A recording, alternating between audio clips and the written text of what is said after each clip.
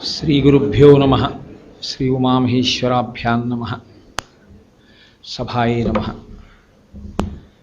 నేను గతంలో ఒక సంవత్సరం క్రితం ఇక్కడ ఉన్నటువంటి విద్యార్థులను ఉద్దేశించి మాట్లాడటం కోసమని రావడం జరిగింది. మీ అందరి యొక్క ప్రవర్తన, మీ అందరి యొక్క సహృదయానికి నేను ఎంతో సంతోషించి ఈ సంవత్సరం కూడా మా కాలేజీకి వచ్చి మీరు ఏదైనా మంచి మాటలు చెప్పాలి అనుకుంటే చెప్పండి అంటే ఎంతో సంతోషంగా ఇక్కడికి రావడం జరిగింది. ఈ సందర్భంగా నేను మీతో ఒక మాట మనవి చేస్తాను. నేను సాయంకాలం ప్రవచనం చేస్తూ ఉంటాను. దీని కొరకు అంటే మనుష్యుడి జీవితంలో రెండు భాగాలు ఉంటాయి. ఒకటి ఉదరపోషణార్థం, తన శరీరాన్ని నిలబెట్టుకోవాలి, తనని నమ్ముకున్నటువంటి భార్యాబిడ్డల యొక్క అభ్యున్నతిని చూడవలసి ఉంటుంది. దాని కొరకు ఏదో ఒక ఉద్యోగం, ఒక వ్యాపకం చేసి ధార్మికంగా కొంత సంపాదన చేయవలసి ఉంటుంది. దానితో కదా కుటుంబాన్ని పోషించుకోవడం. రెండవది సెల్ఫ్ యాక్చువలైజేషన్ అని ఇంగ్లీష్లో అంటారు, ఆత్మతృప్తి అని ఒక మాట. దానివల్ల అసలు నిజమైనటువంటి తృప్తి. నాకు తృప్తి సాయంకాలం నేను చేసేటటువంటి ఆధ్యాత్మిక ప్రవచనాలు. దాని యందు నాకున్న పూనిక అటువంటిది. అది పరమసత్యము అని నేను నమ్ముతాను, ఋషిప్రోక్తమైన విషయాలన్నీ. అందుకని సాయంకాలం పూట్ల ప్రవచనం చేస్తూ ఉంటాను. కానీ సాయంకాలం నేను చేసేటటువంటి ప్రవచనాలకి ఎక్కువగా పెద్దవాళ్ళు వస్తూ ఉంటారు. పిల్లల దగ్గరికి నేనే వస్తూ ఉంటాను. నాకు పిల్లలను ఉద్దేశించి మాట్లాడడం అంటే వ్యక్తిగతంగా చాలా ఇష్టం. ఎందుకని అంటే ఒక్కటే కారణం, అందులో నా కర్తవ్యం ఒకటి ఉంది. ఒక నదిని దాటినప్పుడు పడవలో వెడుతుండగా ఎక్కడ సుడిగుండాలున్నాయో, ఎక్కడ మొసళ్ళున్నాయో, ఎక్కడ ప్రమాదకరంగా ఉందో పడవలో నదిని దాటినటువంటి వాడికి తెలుస్తుంది. నదిని దాటినప్పుడు ఇక్కడిక్కడ ప్రమాదకరంగా ఉంది అని పూర్వం తెలుసుకున్నవాడు ఇప్పుడు దాటే ప్రయత్నం చేస్తున్న వాడికి చెప్పాలా అంటే చెప్పడం సామాజికమైన కర్తవ్యం. చెప్పకుండా ఉండకపోవడం కర్తవ్య విస్మరణం మాత్రం కాదు. ఎందుకంటే చెప్పి తీరాలనేం లేదు, కానీ చెప్పకపోవడం మాత్రం ఖచ్చితంగా అవతల వాళ్ళకి ఉపకారం జరగకుండా చూడడం మాత్రం జరుగుతుంది. నేను మీకన్నా వయసులో పెద్దవాడిని. నేను మీలాగే చదువుకున్నాను, ఉద్యోగం చేశాను, భార్యని స్వీకరించాను. ఓ కొడుకు కూతురు, వాళ్ళిద్దరు ఇంజనీరింగ్ చదువుకున్నారు, పాప వివాహం చేశాను. కాబట్టి సమాజంలో ఎంతోమంది వ్యక్తులతో నేను ఇంటరాక్ట్ అయ్యాను. కాబట్టి నా అనుభవాలను జోడించి ఇప్పుడు నది దాటడానికి సిద్ధపడుతున్నటువంటి మీకు నేను నా వాక్కు ద్వారా ఏదైనా ఉపకారం చేయగలిగితే, ఒకవేళ రేపు పొద్దున్న మీ కెరీర్ని బిల్డప్ చేసుకోవడంలో నా మాట మీకు ఉపయోగపడితే, నా జీవితంలో నాకు ఇంతకన్నా గొప్ప తృప్తి వేరొకటి లేదు. ఆ తృప్తి కొరకు నేను మీతో మాట్లాడుతున్నాను తప్ప నేను మీకేదో బోధ చెయ్యాలని, నా బోధ విని తీరవలసినటువంటి స్థితిలో మీరు ఉన్నారనేటటువంటి అతిశయంతో మాత్రం నేను మీ ముందు కూర్చొని ఉండలేదు. ఎందుచేతనంటే ఒక్కొక్కసారి చాలా ఆశ్చర్యకరంగా ఉంటుంది. చిన్న చిన్న పిల్లల్లో చాలా ఆశ్చర్యకరమైన మెచ్యూరిటీ ఉంటుంది. ఇది నాకు కాదు, అనుభవంలో. కంచికామకోటి పీఠాధిపత్యం వహించినటువంటి నడిచే దేవుడిని పేరుగాంచిన చంద్రశేఖరేంద్ర సరస్వతీ స్వామి వారు ఒకసారి వేద పాఠశాల వైపుకి వెడుతున్నారు. పిల్లలందరూ పెద్దగా అరుచుకుంటూ మాట్లాడుకుంటూ ఆడుకుంటున్నారు. ఆయన ఇద్దరు పిల్లల్ని దగ్గరికి పిలిచి, ఎరా మీరు ఇలా ఆడుకుంటున్నారు, మీకు పాఠం చెప్పవలసినటువంటి ఉపాధ్యాయుడు రాలేదా, మీ గురువుగారు రాలేదా అని అడిగారు. ఒక పిల్లాడు అన్నాడు, గురువుగారు రాలేదండి ఇంకా అన్నాడు. రెండో పిల్లాడు అన్నాడు, మా గురువుగారు వచ్చి పాఠం చెప్తున్నారండి, మేమే బయటకు వచ్చి ఆడుకుంటున్నాం. ఇప్పుడు పరమాచార్య స్వామి వారికి సంక్లిష్ట పరిస్థితి వచ్చింది. నిజంగా వీళ్ళ గురువుగారు వచ్చి పాఠం చెప్తున్నారా, గురువుగారు పాఠం చెప్తున్నా వీళ్ళే బయటకు వచ్చి ఆడుకుంటున్నారా? ఇద్దరితో ఎవరిది నిజం? ఆయన ఇద్దరినీ తన వెంట రమ్మని, ఆయన సాక్షాత్తు పీఠాధిపతి, ఆయన వేద పాఠశాలలోకి వెళ్ళి అడిగారు, వీళ్ళ గురువుగారు వచ్చారా అని అడిగారు. రాలేదు అని చెప్పారు. చెప్తే ఆయన అన్నారు, ఎరా మీ గురువుగారు రాలేదు కదా, రాలేదన్న మాట రాలేదు అని వీడు నిజం చెప్పాడు. మా గురువుగారు వచ్చి పాఠం చెప్తుంటే మేమే బయట ఆడుకుంటున్నామని నువ్వు చెప్పావు, ఎందుకు ఇలా చెప్పావని అడిగారు. అడిగితే ఆ పిల్లవాడు అన్నాడు, శిష్యుడు తనకి అమర్యాద తెచ్చుకునైనా గురువుగారి యొక్క ప్రతిష్ట కాపాడాలి. గురువుగారంటే సాక్షాత్తు ఈశ్వరుడే అని మీరే ఒకనాడు అనుగ్రహ భాషణంలో చెప్పారు. మీ వంటి పెద్దల దగ్గర రోజు వేళకి వచ్చి పాఠం చెప్పే మా గురువుగారు ఏ కారణం చేతనో ఇవాళ రానంత మాత్రం చేత కూర్చుని చదువుకోకుండా బయటకు వచ్చి ఆడుకోవడం వల్ల మా గురువుగారు రాలేదన్న విషయం మీ దృష్టిలోకి వచ్చింది. ఆ పాపం నాది. ఇప్పుడు నేను మా గురువుగారు రాలేదు అని ఇంకొక మాట కూడా చెప్తే దాని వలన మా గురువుగారి మీద మీకు కోపం వస్తే నేను చాలా పాపం మూటకట్టుకున్నవాడిని అవుతాను. గురువుగారి ప్రతిష్ఠ నిలబెట్టడం కోసం ఈసారి ఆ పాపం నా మీద వేసుకున్నాను. గురు ప్రతిష్ఠ నిలబెట్టడం కోసమని చిన్న అబద్ధం ఆడినా అది అధర్మంలోకి రాదు అని మీరే చెప్పారు. కాబట్టి ఇప్పుడు నేను దోషం చేయలేదనుకుంటున్నాను అన్నాడు. గురువు అంటే ఏమిటో నీకు అర్థమైందిరా నిజంగా అన్నారు పరమాచార్య స్వామి. కాబట్టి ఒక్కొక్కసారి పిల్లలు మన దగ్గర అన్నీ తెలుసుకోవలసిన వాళ్ళు అని సిద్ధాంతీకరించడానికి ఏముండదు. పిల్లల్లో ఎంతో అనుభవం గడించినటువంటి వారు బాల్యంలోనే విషయాన్ని బాగా పరిశీలించగలిగినటువంటి వారు ఉంటారు. అందుకే నేను చెప్తే అనుభవశాలిని చెప్తున్నాను కాబట్టి మీరు వినాలన్న మాట వాడడం కూడా నాకు కొంచెం కష్టమే. ఆ మాట కూడా నేను అనలేను. కానీ నా మాట మీకు ఉపయుక్తమైతే నాకు దాని వలన చాలా సంతోషం కలుగుతుంది. నేను ప్రత్యేకించి విద్యార్థి లోకంలో ఒక పోకడ ఒకటి గమనిస్తున్నాను. ఈ పోకడ గమనించడం అన్నప్పుడు మీరు ఒక విషయాన్ని చూడాలి. ఆదర్శము అని ఒక మాట ఉంది. ఆదర్శము అంటే పరానుకరణము. ఎవరినో చూసి అనుకరిస్తాం అందరం. ఇది పెద్దల దగ్గర కూడా ఉంది. అనారోగ్యకరమైనటువంటి పరిస్థితి. ఒకరు చెప్తే వినకపోవుట, తాను వినడానికి ఎప్పుడూ సిద్ధంగా ఉండకుండుట. ఇంగ్లీష్లో అయితే ప్రిజడీస్ అని ఒక మాట అంటారు. అతనికి ఒక నిశ్చితాభిప్రాయం ఉంటుంది. అది ఎప్పుడూ తప్పుక. కానీ లోకంలో మనుష్యుడొక్కడికే భగవంతుడు ఒక గొప్ప అవకాశం ఇచ్చాడు. మీరు అనుకున్న దానికన్నా అవతల వాళ్ళు చెప్తున్న దాంట్లో ఏదైనా సబబైన విషయం ఉన్నదా అని ఆలోచించగలిగినటువంటి శక్తి మనుష్యుడికి ఒక్కడికే ఉంది. కానీ దురదృష్టం ఏమిటంటే ఇవాళ నేను అనుకున్నదే చేస్తాను తప్ప ప్రాణం పోయినా సరే ఇంకొకడి మాట నేను వినను అని అనడమే చాలా గొప్ప విషయం కింద చలామణి అవుతోంది. కానీ మనకి పౌరాణిక వాంగ్మయం అంతా ఏం చెప్తోందంటే మహాభారతం పంచమవేదం అని పిలుస్తారు. అంతటి మహాభారతంలో భీష్మద్రోణాది వీరులు వెనక నిలబడిన దుర్యోధనుడు తనంత తానుగా అంత గొప్ప మహావీరుడైన దేనివల్ల మట్టు పెట్టబడ్డాడు? ఒక్కటే కారణం చెప్తారు పెద్దలు. ఆయన జీవితంలో చెప్పకూడని మాట ఒకటి చెప్పాడు. మహర్షులందరూ వచ్చి చెప్పారు దుర్యోధనుడిని కూర్చోపెట్టి, నువ్వు చేస్తున్న పని వల్ల ఇలా పాడైపోతావు, కాబట్టి మా మాట విను, నువ్వు ఇలా చెయ్యకు అన్నారు. అంటే ఆయన అన్నాడు, జానామి ధర్మం నచమే ప్రవృత్తి, జానామ్యధర్మం నచమే నివృత్తి అన్నాడు. మీరు ఏది చెప్తున్నారో అది నాకు తెలుసు మంచని, మీరు ఏది చెప్తున్నారో అది నాకు తెలుసు చెడని, మీరు చెడు అని చెప్పినది నాకు తెలుసు అది చెడని, మీరు మంచని చెప్పింది నాకు తెలుసు అది మంచని. కానీ నేను మీరు మంచి అని చెప్పింది పాటించలేను, మీరు చెడు అని చెప్పింది పాటించకుండా ఉండలేను, కాబట్టి మీరు నాకు చెప్పడం ఎందుకు అని అడిగాడు. వెంటనే ఋషులు అన్నారు, చాలా సంతోషం, అయితే నువ్వు వినడానికి సిద్ధంగా లేవు, దీని పరిణామం ఏమిటో నీకు తరువాతి కాలంలో అర్థమవుతుంది, కానీ నీకు అర్థమయ్యేటప్పటికీ ఇంకా చెప్పడానికి ఏమి ఉండదు. అప్పుడు నీకు విన్న మాటని ఆచరణలోకి తేకపోవడం అన్న దాని ప్రమాదం ఎంత ఉద్విగ్నతతో ఉంటుందో అనుభవంలోకి వచ్చిన నాడు తెలుస్తుంది. ఎంతమంది పడిపోయారు దుర్యోధనుడు వెనకాల?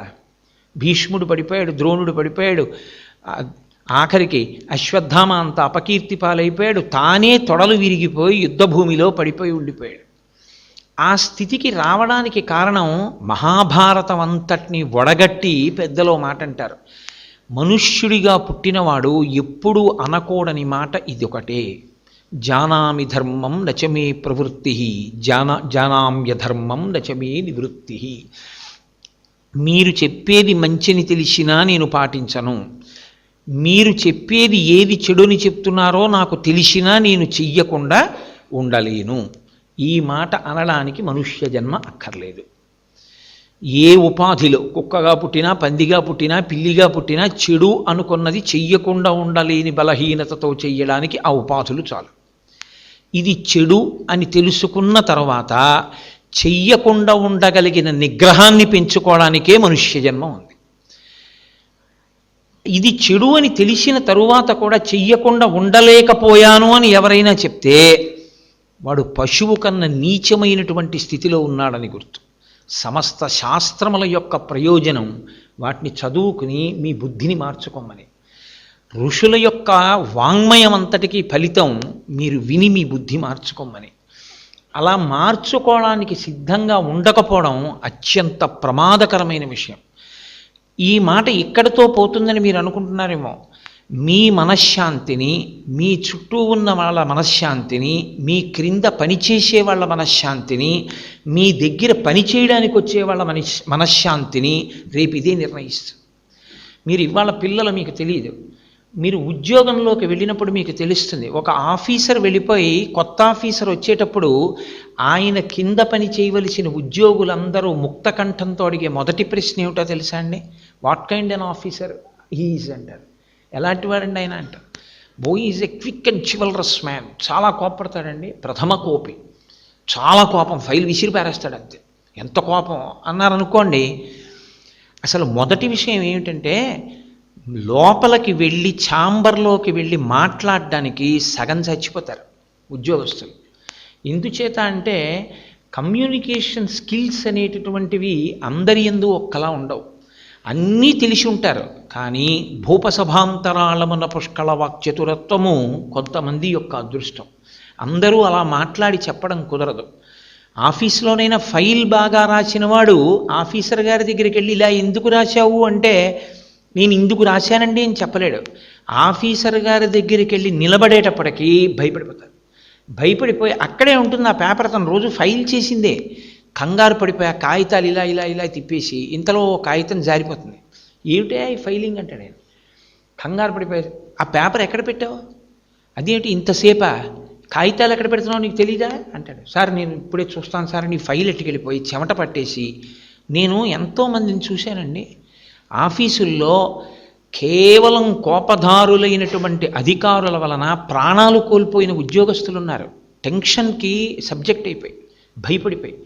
ఇంటికెడతాడు, భార్యకి భయం, బాబాయ్ వస్తున్నారు, దేనికి కోపడతారో భయం. కాఫీలో కొంచెం పంచదార తక్కువైతే కోపం, పంచదార ఎక్కువైతే కోపం. సరికదా దాన్ని చాలా గొప్పగా దే క్లెయిమ్ ఏమనంటే నాకు చాలా కోపం అండి అంటుంటాడు. అది ఒక పశువు చెప్పుకోవాల్సిన మాట. ఒక పులి నాకు వ్యగ్రత తప్ప ఇంకొకటి రాదు అని ఎలా బతుకుతుందో, ఓ కుక్క నాకు వెంటపడ్డం తప్ప ఇంకోటి రాదు అని ఎలా అంటుందో, చీకట్లో ఎలకని వేటాడడం తప్ప నాకు ఇంకోటి రాదని పిల్లి ఎలా భావిస్తుందో, నాకు కోపంగా ఉండడం తప్ప ఇంకోటి రాదనుకోవడం అంత భయంకరమైన స్థితి.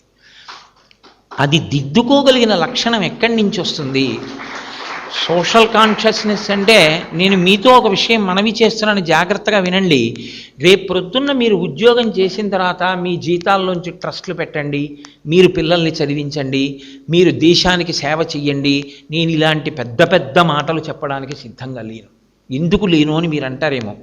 అది మీరు చేసి తీరుతారు అని నాకు నమ్మకం ఉంది. ఎప్పుడు అంటే ముందు అసలు మనుష్యుడు తనలో ఉండకూడని డిఫెక్ట్ని తాను దిద్దుకుంటే తర్వాత 10 మందికి అతను పనికొస్తాడు. 10 మంది మీతో మాట్లాడడానికి మీరు అవకాశం ఇస్తే మీరేం చెయ్యాలో మీరు నిర్ణయం చేసుకోగలరు.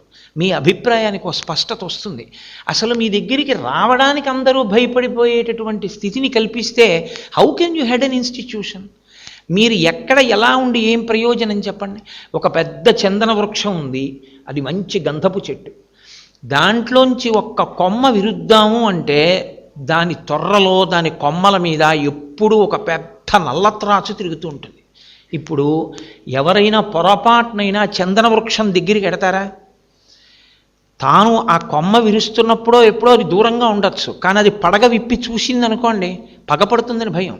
అందుకని అసలు దాని దృష్టిలో పడ్డానికి ఎవడు ఇష్టపడ్డాయి. అది చందన వృక్షమే అయినా దాని మించి చక్కటి సువాసన వస్తున్నా, చల్లటి గాలి వస్తున్నా, చింత చెట్టు కింద ముళ్ళుంటే తుడుచుకు పడుకుంటాడేమో కానీ చందన వృక్షం కిందకెళ్ళి పైన ఉన్న ఉత్తరీయం వేసుకుని పడుకోడు. చందన వృక్షం యొక్క దోషమా, చందన వృక్షం ఒక నల్లత్రాచుని తన యందు కలిగి ఉన్నటువంటి దోషమా?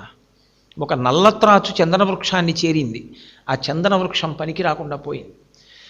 అలాగే నాకు తెలిసి జీవితంలో నేను పేర్లు ఎందుకు వాడాలి, కేవలం కోపం కారణంగా తమ జీవితాలలో శాంతి ఉండదు, తన చుట్టూ ఉన్న వాళ్ళకి శాంతి ఉండదు, తాను పనిచేస్తున్నటువంటి సంస్థలో శాంతి ఉండదు. ఆయన ఎందుకు పనికిరాడు, ప్రతి దానికి కోపంతో ఉంటాడు. మీరు ఇవాళ బీటెక్ చదవచ్చు, ఎంటెక్ చదవచ్చు, మీరు రేపు పొద్దున్న ప్రొఫెషనల్ కోర్స్ చేస్తున్నారు కాబట్టి ఇవాళ మీరు ఇలా ఉన్నారు. ఇంకొక 5 ఏళ్ళు పోయేటప్పటికి మీరు ఎక్కడో జూనియర్ ఇంజనీర్స్గా ప్లేస్ అవుతారు. మీలో ఇంకా బాగా చదువుకున్న వాళ్ళు ఇంకా పెద్ద పొజిషన్కి ఎడతారు.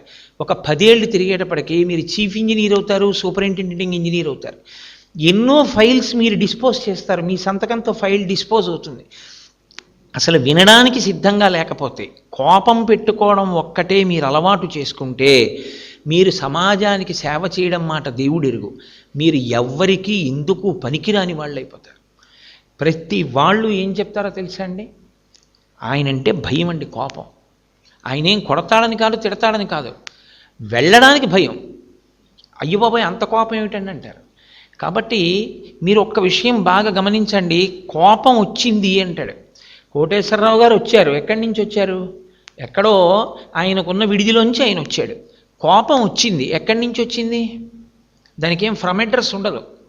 కోపం మీలోనే ఉంటుంది, మీలోనే ఉన్న కోపము ఎదురు చూస్తుంటుంది అవకాశం, ఆ అవకాశం కోసం చూస్తుంది. దానికి అవకాశం ఏమిటో తెలుసా అండి, మీ ఈగో దెబ్బతింది అన్న బుద్ధి మీకు కలిగిన ఉత్తర క్షణంలో అది ప్రకోపిస్తుంది. నా వ్యక్తిత్వం, నా అహంకారాన్ని వీడు దెబ్బ కొట్టాడు అన్న ఆలోచన మీకు వచ్చిందనుకోండి, ఉత్తర క్షణంలో అది పైకి లేస్తుంది. చాలా కోపం ఉంది అనడానికి కారణం ఏంటంటే నాకు చాలా ఉన్నాయి అన్న అహంకారం ఆయన యందు ఉంది అని గుర్తు. నేనెంతటి వాణ్ణి అనుకున్నవాడు పోన్లేదు ఏదో మాట్లాడాడు, తెలిసి తెలియనితనం అందరూ ఒకలా ఉంటారా, క్షమించి విడిచిపెడతాడు. లేదా అలా ఉండకూడదమ్మా, తప్పు, అలా ఉండకు, తప్పు కదా, దానివల్ల నువ్వు ఏ ప్రయోజనం సాధిస్తావు, నువ్వు పాడైతే నాకు మనసు ఖేదంగా ఉంటుంది, అలా ప్రవర్తించకు అని చెప్తాడు. అవతల వారిని అర్థం చేసుకునే ప్రయత్నం చేస్తాడు కోపం లేకపోతే. కోపం అస్తమానం ఈగో దెబ్బతిని కోపం వచ్చేసినటువంటి వాడు ఎంతటి మహాపాపమైనా చేసేస్తాడు. క్రుద్ధ పాపం నకుర్యాత్కః క్రుద్ధో హన్యాద్గురూనపి క్రుద్ధ పరుషయా వాచ నరం సాధు నధీక్షిపేత్ అంటుంది రామాయణం. గురువు గారిని చంపేయడానికి కూడా కోపావేశం వచ్చినటువంటి వాడు వెనుకాడడు. మీకు నేను పేర్లు చెప్పడం ఇష్టం లేక నేను చెప్పట్లేదు. అతి కోపంలో కోపం తమకి ఆస్తి అనుకున్న వాళ్ళు ఆ కోపం ఉన్మాదాన్ని కల్పించేస్తే క్షణికోద్రేకంలో చెయ్యకూడని పని చేసేసి జీవితాంతం విచారిస్తూ యావజ్జీవిత కారాగార శిక్ష అనుభవిస్తూ కారాగారాల్లో ఉండిపోయిన మేధావులు ఉన్నారు. కేవలం ఆ క్షణికావేశంలో చేసినటువంటి పొరపాటు ఇంకా అతని జీవితాన్నంతటినీ కూడా శూన్యం చేసేస్తుంది, ఎందుకు పనికిరాకుండా అయిపోతాడు. కోపం అనేటటువంటిది అత్యంత ప్రమాదకరమైనటువంటి విషయం. మీ కోపాన్ని మీకు మీరుగా పరిశీలించి దిద్దుకోవాలి తప్ప నాకు కోపం వచ్చేసిందండి అన్న తర్వాత నేను కోపిష్టివాణ్ణి అన్న తర్వాత మిమ్మల్ని ఆ కోపం తగ్గేటట్టు చేయించగలిగినటువంటి వాడు ఉండడు, దానికన్నా శత్రువు లేదు. మీరు ఎప్పుడు ఒకటి గుర్తుపెట్టుకోండి, కోపం వచ్చినప్పుడు మీరు ఎప్పుడైనా అద్దం ముందు మీకు మీరు నిలబడి చూసుకోండి, ఎంత నెత్తురు ఎంత ఉద్వేగంతో నొరగలు కక్కుతూ పరిగెడుతుంటుందో. బ్లడ్ ప్రెషర్ పెరిగిపోతుంది లోపల. మీరు దేవాలయంలోకి వెళ్ళి ఈశ్వరుడి ముందు కూర్చున్నా సరే మీరు ఎవరి పట్ల వ్యగ్రతతో ఉన్నారో అదే గుర్తొస్తుంది.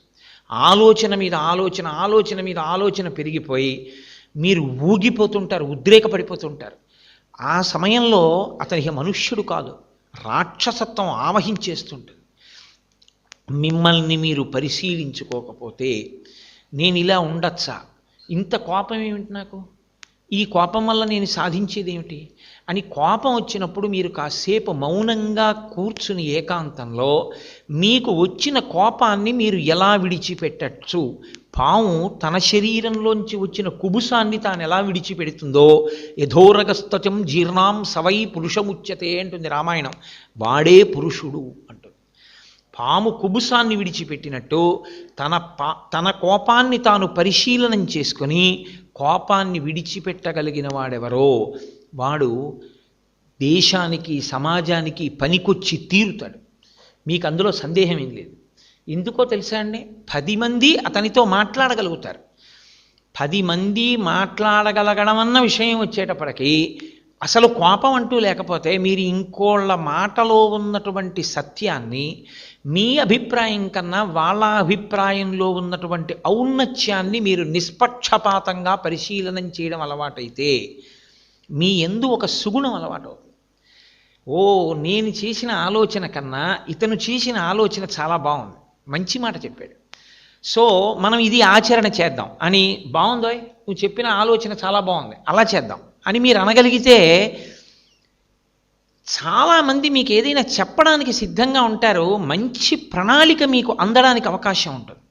ఇవాళ అసలు ప్రణాళికాబద్ధమైనటువంటి జీవితం కానీ ప్రణాళిక నిర్మాణంలో కానీ ఇబ్బంది ఎక్కడ ఉంటుందంటే, అసలు ఎవరు ఫీల్డ్ స్టాఫ్ ఉంటారో, అసలు నిజంగా కష్టం సుఖం అనుభవించేవాడు ఎవరు ఉంటాడో వాడితో ఇంటరాక్ట్ అవ్వగలిగినటువంటి స్వభావం టాప్ ఆఫీసర్స్కి పోయింది. వాళ్ళు కింద వాడితో మాట్లాడరు. ఎందుకు మాట్లాడరంటే ఈగో. నేను మీతో మనవి చేశాను కదా, అతనితో మనం మాట్లాడి అతన్ని మనం అడగడం ఏంటి. కాబట్టి ఈయన ఏసీ ఛాంబర్లో కూర్చుని ఏది నిర్ణయిస్తాడో అది అక్కడ జరగాలనుకుంటాడు. కానీ అది అక్కడ చేయడం ఎంత కష్టమో నిజంగా చేసేవాడి కోడికే తెలుసు. చేసేవాడితో ప్రణాళిక రచన చేసేవాడు మాట్లాడ్డాడు, ప్రణాళిక రచన చేసినవాడు చెప్పినది ఆచరించడం సాధ్యం కాదని కింద పనిచేసేవాడికి తెలుసు.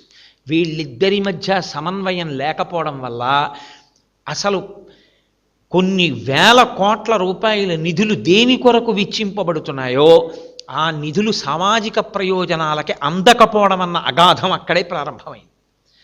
అసలు నిజంగా మాట్లాడడము, అభిప్రాయాన్ని స్వీకరించడము అన్నది నిజంగా వస్తే ప్రతి చోట ఈ వ్యాక్యూమ్ ఉండదు. చాలా ఫుల్ ప్రూఫ్గా ఉంటాయి ప్లాన్స్ అన్నీ కూడా. భవిష్యత్ తరాల్లో మీరు రాబోయే కాలంలో గొప్ప అధికారులు కాబోతున్నారు.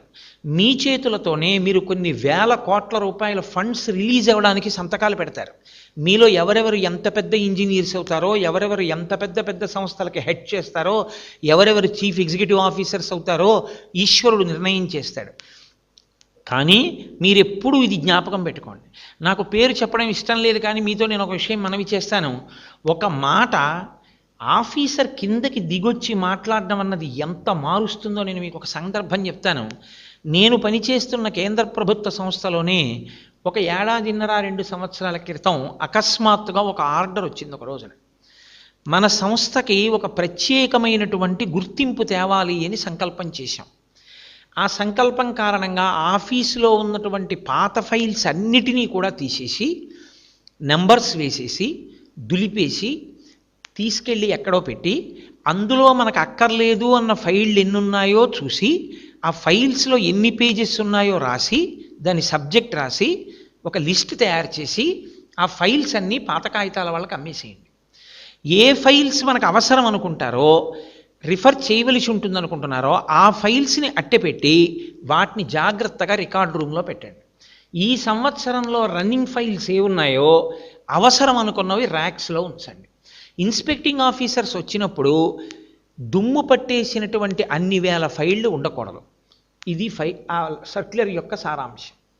సాధారణంగా ప్రభుత్వ రంగ సంస్థల్లో ఎలా ఉంటుందంటే, ఇలాంటి ఆర్డర్ వచ్చిందనుకోండి సర్క్యులేట్ చేస్తారు అందరికీ. వెంటనే స్టాఫ్ దాన్ని చదివి వెంటనే ఎలా రెస్పాండ్ అవుతారంటే, ఈ దుమ్ము ధూళి ఇవన్నీ ఎవడు దులుపుతాడండి, దగ్గు వస్తుంది, పరిచయం పడుతుంది, ఇన్ని ఫైళ్ళు ఇప్పుడు మనం చదివి ఈ పాత ఫైళ్ళన్నీ ఇందులో ఏవు పనికి వస్తాయో ఏవు పనికి రాకుండా పోతాయో మనం చేయగలమా, మన వల్ల అయ్యే పనే. ఆఫీసర్లు చేసుకుంటారు, చేసుకుని ఏవి ఉంచి చూడమంటే అవే మనం చూస్తాం. క్యాజువల్ లేబర్ని పెట్టమనండి, ఆ లేబర్ అంతా దులుపుతారు, కావాలంటే దూరంగా ఓ కుర్చీ వేసుకుని ముక్కుకో రుమాలు కట్టుకుని పునః ఫైల్ పనికి వస్తుందో రాదో చూసి పక్కన పడేస్తానంటాడు. నేను ఆశ్చర్యపోయింది ఎక్కడంటే నా జీవితంలో, మాకు ఆ సమయంలో కాకినాడ డిస్ట్రిక్ట్కి అధికారంలో ఉన్న ఆఫీసరు మీటింగ్ పెట్టారు. మీటింగ్ పెట్టి ఆయన మాట్లాడింది కేవలం 5 నిమిషాలు మాట్లాడారు. ఆయన అన్నారు, మనకి ఇలాంటి సర్క్యులర్ వచ్చింది, నాకు తెలుసు ఇది చాలా కష్టమైన పని, మీలో అందరూ 50 ఏళ్ళు దాటిన వాళ్ళు, ఇప్పుడు మీరు పాత ఫైళ్ళు అన్నీ దులిపితే మీకు అనారోగ్యపరమైన సమస్యలు వస్తాయి, కాబట్టి ఇబ్బంది కలుగుతుంది. కానీ నేను ఒకటి చెప్తున్నాను, మన ఇల్లు బాగా బూజు పట్టేసి ఉంటే ఏదో ఒక సందర్భంలో ఇంకా కూతురు పెళ్ళి వస్తోంది అన్నప్పుడు తప్పదుగా, ఇల్లంతా దులుపుకుని సర్దుకోవాలిగా. నేను మిమ్మల్ని చెయ్యమని అడగను, నేను ఆఫీస్ ఆర్డర్ వేసి మిమ్మల్ని రమ్మని అడగను. మీలో ఎవరు రావద్దనుకుంటున్నారో వాళ్ళు నాకు చెప్పక్కర్లేదు, రాని వాళ్ళ పేర్లు నేను రాసుకోను, ఎవరు రాలేదో ఆ పేర్లు ఎవ్వరూ నాకు వచ్చి చెప్పక్కర్లేదు. నేను ఆదివారం నాడు, వచ్చే ఆదివారం నాడు ఉదయం 8 గంటలకి ఒక లుంగీ కట్టుకుని వస్తున్నాను. మీ ఎవ్వరూ రాకపోయినా నేనేమీ అనుకోను. నేను అలా ప్రతిరోజు ఆదివారం నాడు వచ్చి చూసి నేను చెయ్యగలిగినంత చేస్తాను. ఇంటికి నేను ఆఫీస్కి హెడ్ని కాబట్టి. ఒకవేళ నా ఒక్కడి వల్ల ఆ రోజు కొంత పని అయితే నేను రేపటి నుంచి ప్రతిరోజు ఉదయం 7 గంటలకు వచ్చి 9 గంటల వరకు నేను చెయ్యగలిగినంత చేసి పెట్టి వెళ్ళిపోతుంటాను. నేను ఇలా ఎన్నాళ్లలో చేయగలిగితే అన్నాళ్లలో నేను చేస్తాను. ఒకవేళ నేను ఇలా 6 నెలలు చేసి మీలో ఒక్కరు రాకపోయినా నేను మీలో ఎవరిని ఏమీ అన్నా. ఒకవేళ ఇది మన ఇంటి పని అని మీరు రావాలి అనుకుంటే మీకు స్వాగతం, మీ అందరూ కూడా ఈ ఆదివారం నాడు రావచ్చు అంతే ఆయన చెప్పి వెళ్ళిపోయారు ఛాంబర్లోకి. మీరు నమ్ముతారా? Permission to leave the head quarters పెట్టి సెలవు పెట్టేసి గ్రాంట్ చేయించుకున్నటువంటి అఫీషియల్స్ ఇళ్ళకి ఫోన్ చేసి, ఇప్పుడు కాదు మనం తర్వాత పెడదాం, ఈసారి మేము కమిటెడ్గా ఒక పని చెయ్యాలనుకుంటున్నాం ఆఫీసులో, so we are applying for cancellation of leave అని 100% స్టాఫ్ ఆదివారం నాడు ఆఫీస్కి వచ్చేసి సాయంకాలం 5 అయ్యేటప్పటికి ఆఫీస్ అంతా అద్దంలా మారిపోయింది. ఆయన మరునాడు ఉదయం మీటింగ్ పెట్టి స్టాఫ్ అందరికీ ఒక కమెండేషన్ ఇచ్చారు. ఒక కుటుంబం, ఒక టీం వర్క్గా మనందరం కలిసి ఒక్కొక్కసారి అసాధ్యములు అనుకున్నవి చెయ్యి కలిపితే అసాధ్యములను సుసాధ్యములను చేయగలము అని పూనిక కలగడానికి నాకు ఇది ఒక గొప్ప అవకాశమైంది. మీ అందరికీ నా హృదయపూర్వకమైన అభినందనలు తెలియజేస్తున్నాను. ఎక్కడ ఆంధ్రప్రదేశ్ మొత్తం మీద లేని రీతిలో ఒక్క రోజులో కాకినాడ ఆఫీసు ఇన్స్పెక్షన్కి రెడీ అయిపోయింది. ఈ దేశంలో స్వాతంత్రం వచ్చినప్పుడు కొన్ని వందల స్వదేశీ సంస్థానాలు ఉన్నాయి. ఇన్ని స్వదేశీ సంస్థానాల్ని భారతదేశంలో కలపవలసి వచ్చింది. ఏ సంస్థానానికి ఆ సంస్థానానికి సైన్యం ఉంది. అప్పుడు కేంద్ర ప్రభుత్వం వాటన్నింటిలో కలుపుకోవాలి అనుకుంటే మిలిటరీ యాక్షన్ వినా మార్గం లేదు. ఓ సర్క్యులర్ ఇచ్చి మీ రాజ్యాల్ని మాలో కలిపేయండి అన్నారనుకోండి, ఇప్పటి వరకు వాళ్ళందరూ స్వతంత్ర రాజులుగా జీవితాలు గడిపిన వారు, పెద్ద పెద్ద కోటల్లో విలాసవంతంగా. మీకు మేము మా రాజ్యాలు కలిపేస్తే భారతదేశంలో మా జీవితాలు ఎలా, మాకు ఐశ్వర్యం ఎలా అని అడుగుతారు. ఇవన్నీ తేలే విషయాలా? సర్దార్ వల్లభాయ్ పటేల్ గారు అప్పుడు హోమ్ మినిస్టర్. మన దురదృష్టవశాత్తు ఇవాళ ఎక్కడ మీలో ఎవరైనా ఎప్పుడైనా ఎక్కడైనా హోమ్ మినిస్టర్గా భారతదేశానికి స్వాతంత్ర్యం రాగానే స్వదేశీ సంస్థానాధిపతుల సమావేశంలో హోమ్ మినిస్టర్గా సర్దార్ వల్లభాయ్ పటేల్ గారు చేసిన ప్రసంగ పాఠాన్ని పూర్తిగా చదివిన విద్యార్థి ఎవరైనా ఇక్కడ ఉంటే చెయ్యెత్తండి. ఇది దేశ దురదృష్టం. నేను ఎందుకు ఈ మాట అంటున్నానంటే, సర్దార్ వల్లభాయ్ పటేల్ గారు ఒక్క 45 నిమిషాలు మాట్లాడారు 395 స్వదేశీ సంస్థానాధిపతుల సమావేశంలో. ఒక్క గంట సేపు ఆయన మాట్లాడితే ఉత్తర క్షణంలో 393 స్వదేశీ సంస్థానాల అధిపతులు చార్టర్ మీద సంతకాలు పెట్టి వెళ్ళిపోయారు. మా సంస్థానాలన్నీ భారతదేశంలో విలీనం చేసేస్తున్నాను. నేను యూనియన్ హోమ్ మినిస్టర్ని, వీళ్లతో నేను మాట్లాడేది ఏమిటి అని అనుకుని ఉండుంటే ఆ సమస్య అంత తేలిగ్గా పరిష్కారం అయి ఉండేది కాదు. పటేల్ గారు అంత గొప్ప ప్రసంగం చేశాడు. ఆయన చేసిన ఒక్క ప్రసంగం 2 స్వదేశీ సంస్థానాల మీద మాత్రమే మిలిటరీ యాక్షన్ తీసుకుని ఎనెక్స్ చేయవలసి వచ్చింది ఇండియన్ యూనియన్లోకి. ఎలా సాధ్యమైంది? అంటే ఒక సమస్యని బాగా పరిశీలనం చేసి అవసరమైతే కిందకొచ్చి చక్కగా మాట్లాడగలిగినటువంటి స్కిల్ ఉండాలి. అవతల వారు మాట్లాడినటువంటి దాన్ని వినగలిగినటువంటి నైపుణ్యం ఉండాలి. ఎన్హాన్స్డ్ లిజనింగ్ స్కిల్స్ అంటారు. ఎవరైనా మాట్లాడడం మొదలు పెట్టేటప్పటికే అందులో రంధ్రాన్వేషణ చేయడము అన్నది జీవితంలో అలవాటు అయిపోయిందనుకోండి, అంతకన్నా ప్రమాదకరమైన అలవాటు ఇంకోటి లేదు. మీ జీవితంలో వృద్ధిలోకి రావడానికి కావలసిన మార్గాలన్నీ మూసేసుకున్నట్టే. ఎవరు మాట్లాడుతున్నారన్నది కాదు, ఆ మాటలలో మనకి ఏమైనా సారాంశం అందుతోందా అని ఎదురు చూసి మీరు కానీ ఒక్క మాట అందులో పట్టుకుని జీవితాన్ని మార్చుకోగలిగితే అటువంటి వాడి జీవితం చక్కదిద్దబడ్డానికి అవకాశం కలుగుతుంది. రామాయణంలో మారీచుడు రావణాసురుడితో ఒక శ్లోకం చెప్తాడు. రామాయణంలో ఉన్న 24,000 శ్లోకాలు ఒకెత్తైతే నాకు వ్యక్తిగతంగా 23,999 శ్లోకాలు ఒకెత్తు. రామాయణంలో ఉన్న ఆ ఒక్క శ్లోకం నాకు ఒక ఎత్తు. అది రాముడు చెప్పలేదు, విశ్వామిత్రుడు చెప్పలేదు, వశిష్ఠుడు చెప్పలేదు, రాక్షసుడైన మారీచుడు చెప్పాడు. కానీ నాకు ఎంత ఇష్టమో ఆ శ్లోకం అంటే. ఎందుకనో తెలుసా అండి, అందులో మారీచుడు అంటాడు, సులభాః పురుషా రాజన్ సతతం ప్రియవాదిన అప్రియస్యతు పథ్యస్య వక్తా శ్రోతా చ దుర్లభః. చిన్న శ్లోకం. సులభ పురుషా రాజన్, ఓ రాజా రావణ, లోకంలో ఎప్పుడూ మాట్లాడేటప్పుడు అవతలవాడితో మాట్లాడి అవతలవాడికి చెప్పవలసి వస్తే చెప్పేవాళ్ళు ఒక కోణంలో ఆలోచిస్తారు. ఒకటి, వీడికి చెప్తే మన మాట వింటాడా? ఒకవేళ వీడికి మనం చెప్పలేదనుకో, వీడు పాడైపోతే మనకెందుకు? ఇప్పుడు మనం చెప్పాం, వాడు వినలేదు. వినకపోగా అందరూ నేనెలా అనుకుంటున్నానో అది మంచిదని చెప్తే వీడొక్కడు అలా చెయ్యొద్దు, అలా చేస్తే పాడైపోతామని చెప్పాడు అని గుర్తుపట్టుకుని మన మీద కక్ష పెట్టుకుంటే, కాబట్టి మనకెందుకు వచ్చింది? కాబట్టి మనం కూడా 10 మందితో పాటు నువ్వేమనుకుంటున్నావో అదే మంచిదయ్యా అని ఓ మాటను వచ్చేస్తే గొడవ వదిలిపోతుంది. చూడండి, కొంతమంది మనకెందుకండి అంటారు. ఇది సాధారణంగా కర్తవ్యం నుంచి తప్పుకునేటటువంటి మార్గం. ఆయన బోధ చెయ్యడానికి ఇష్టపడడం, ఆయనకి అనుభవం ఉన్నా, ఆయనకి యుక్తాయుక్త విచక్షణ ఉన్నా, మంచి చెడులు తెలిసున్నవాడైనా ఆయన చెప్పడు. ఎందుకు చెప్పడు అంటే ఒకటే పిరికితనం. నేను చెప్పినా వాడు వినకపోగా చెప్పొచ్చాడు లేదు అంటాడు. ఎందుకు నాకు ఆ మాట? చెప్పకుండా ఉంటే గొడవ వదిలిపోదు, కాబట్టి చెప్పడు. కాబట్టి మారీచుడు అంటున్నాడు, సులభాః పురుషా రాజన్ సతతం ప్రియవాదిన. నువ్వు ఎంత తప్పు చేద్దామనుకో, ఏం పర్లేదురా చెయ్యి, ఏం పర్లేదు, ఏంటి ఎంతమంది చేయట్లేదు ఈ రోజుల్లో, నువ్వు చేస్తే తప్పేంటి అనేవాళ్ళు లోకంలో మీకు ఎక్కడైనా దొరుకుతారు. బాగా జ్ఞాపకం పెట్టుకోండి. మీ జీవితాంతం ఎర్రసిరాతో వ్రాసి పెట్టుకోవలసిన శ్లోకం రామాయణంలో. మీకు సాధారణంగా మీరు చేసేది తప్పు, అలా చెయ్యవద్దు అని హెచ్చరించేటటువంటి మిత్రులు ఉండరు. ఎందుకో తెలుసా అండి? ఒక్కటే కారణం, నా స్నేహం పోతుంది. అందున మీరు ఎదుగుతున్న కొద్దీ మీకు చెప్పేవాళ్ళు అసలు ఉండరు. ఒక్కటే కారణం. ఆయనకి చెప్తే మనకి ఇబ్బంది. నేను మీతో ఒక మాట మనవి చేస్తాను, అహంకారం అనుకోకండి. నేను ఎక్కడికి వెళ్ళినా నా కాళ్ళకి నమస్కారం చేస్తారు. నేను ఎక్కడికి వెళ్ళినా, ఒకవేళ వినదామని నేను ఏదైనా సభకి వెళ్ళినా, కోటేశ్వరరావు గారు వచ్చారని పిలిచి, అయ్యా మీరు 4 మాటలు మాట్లాడండి అంటారు.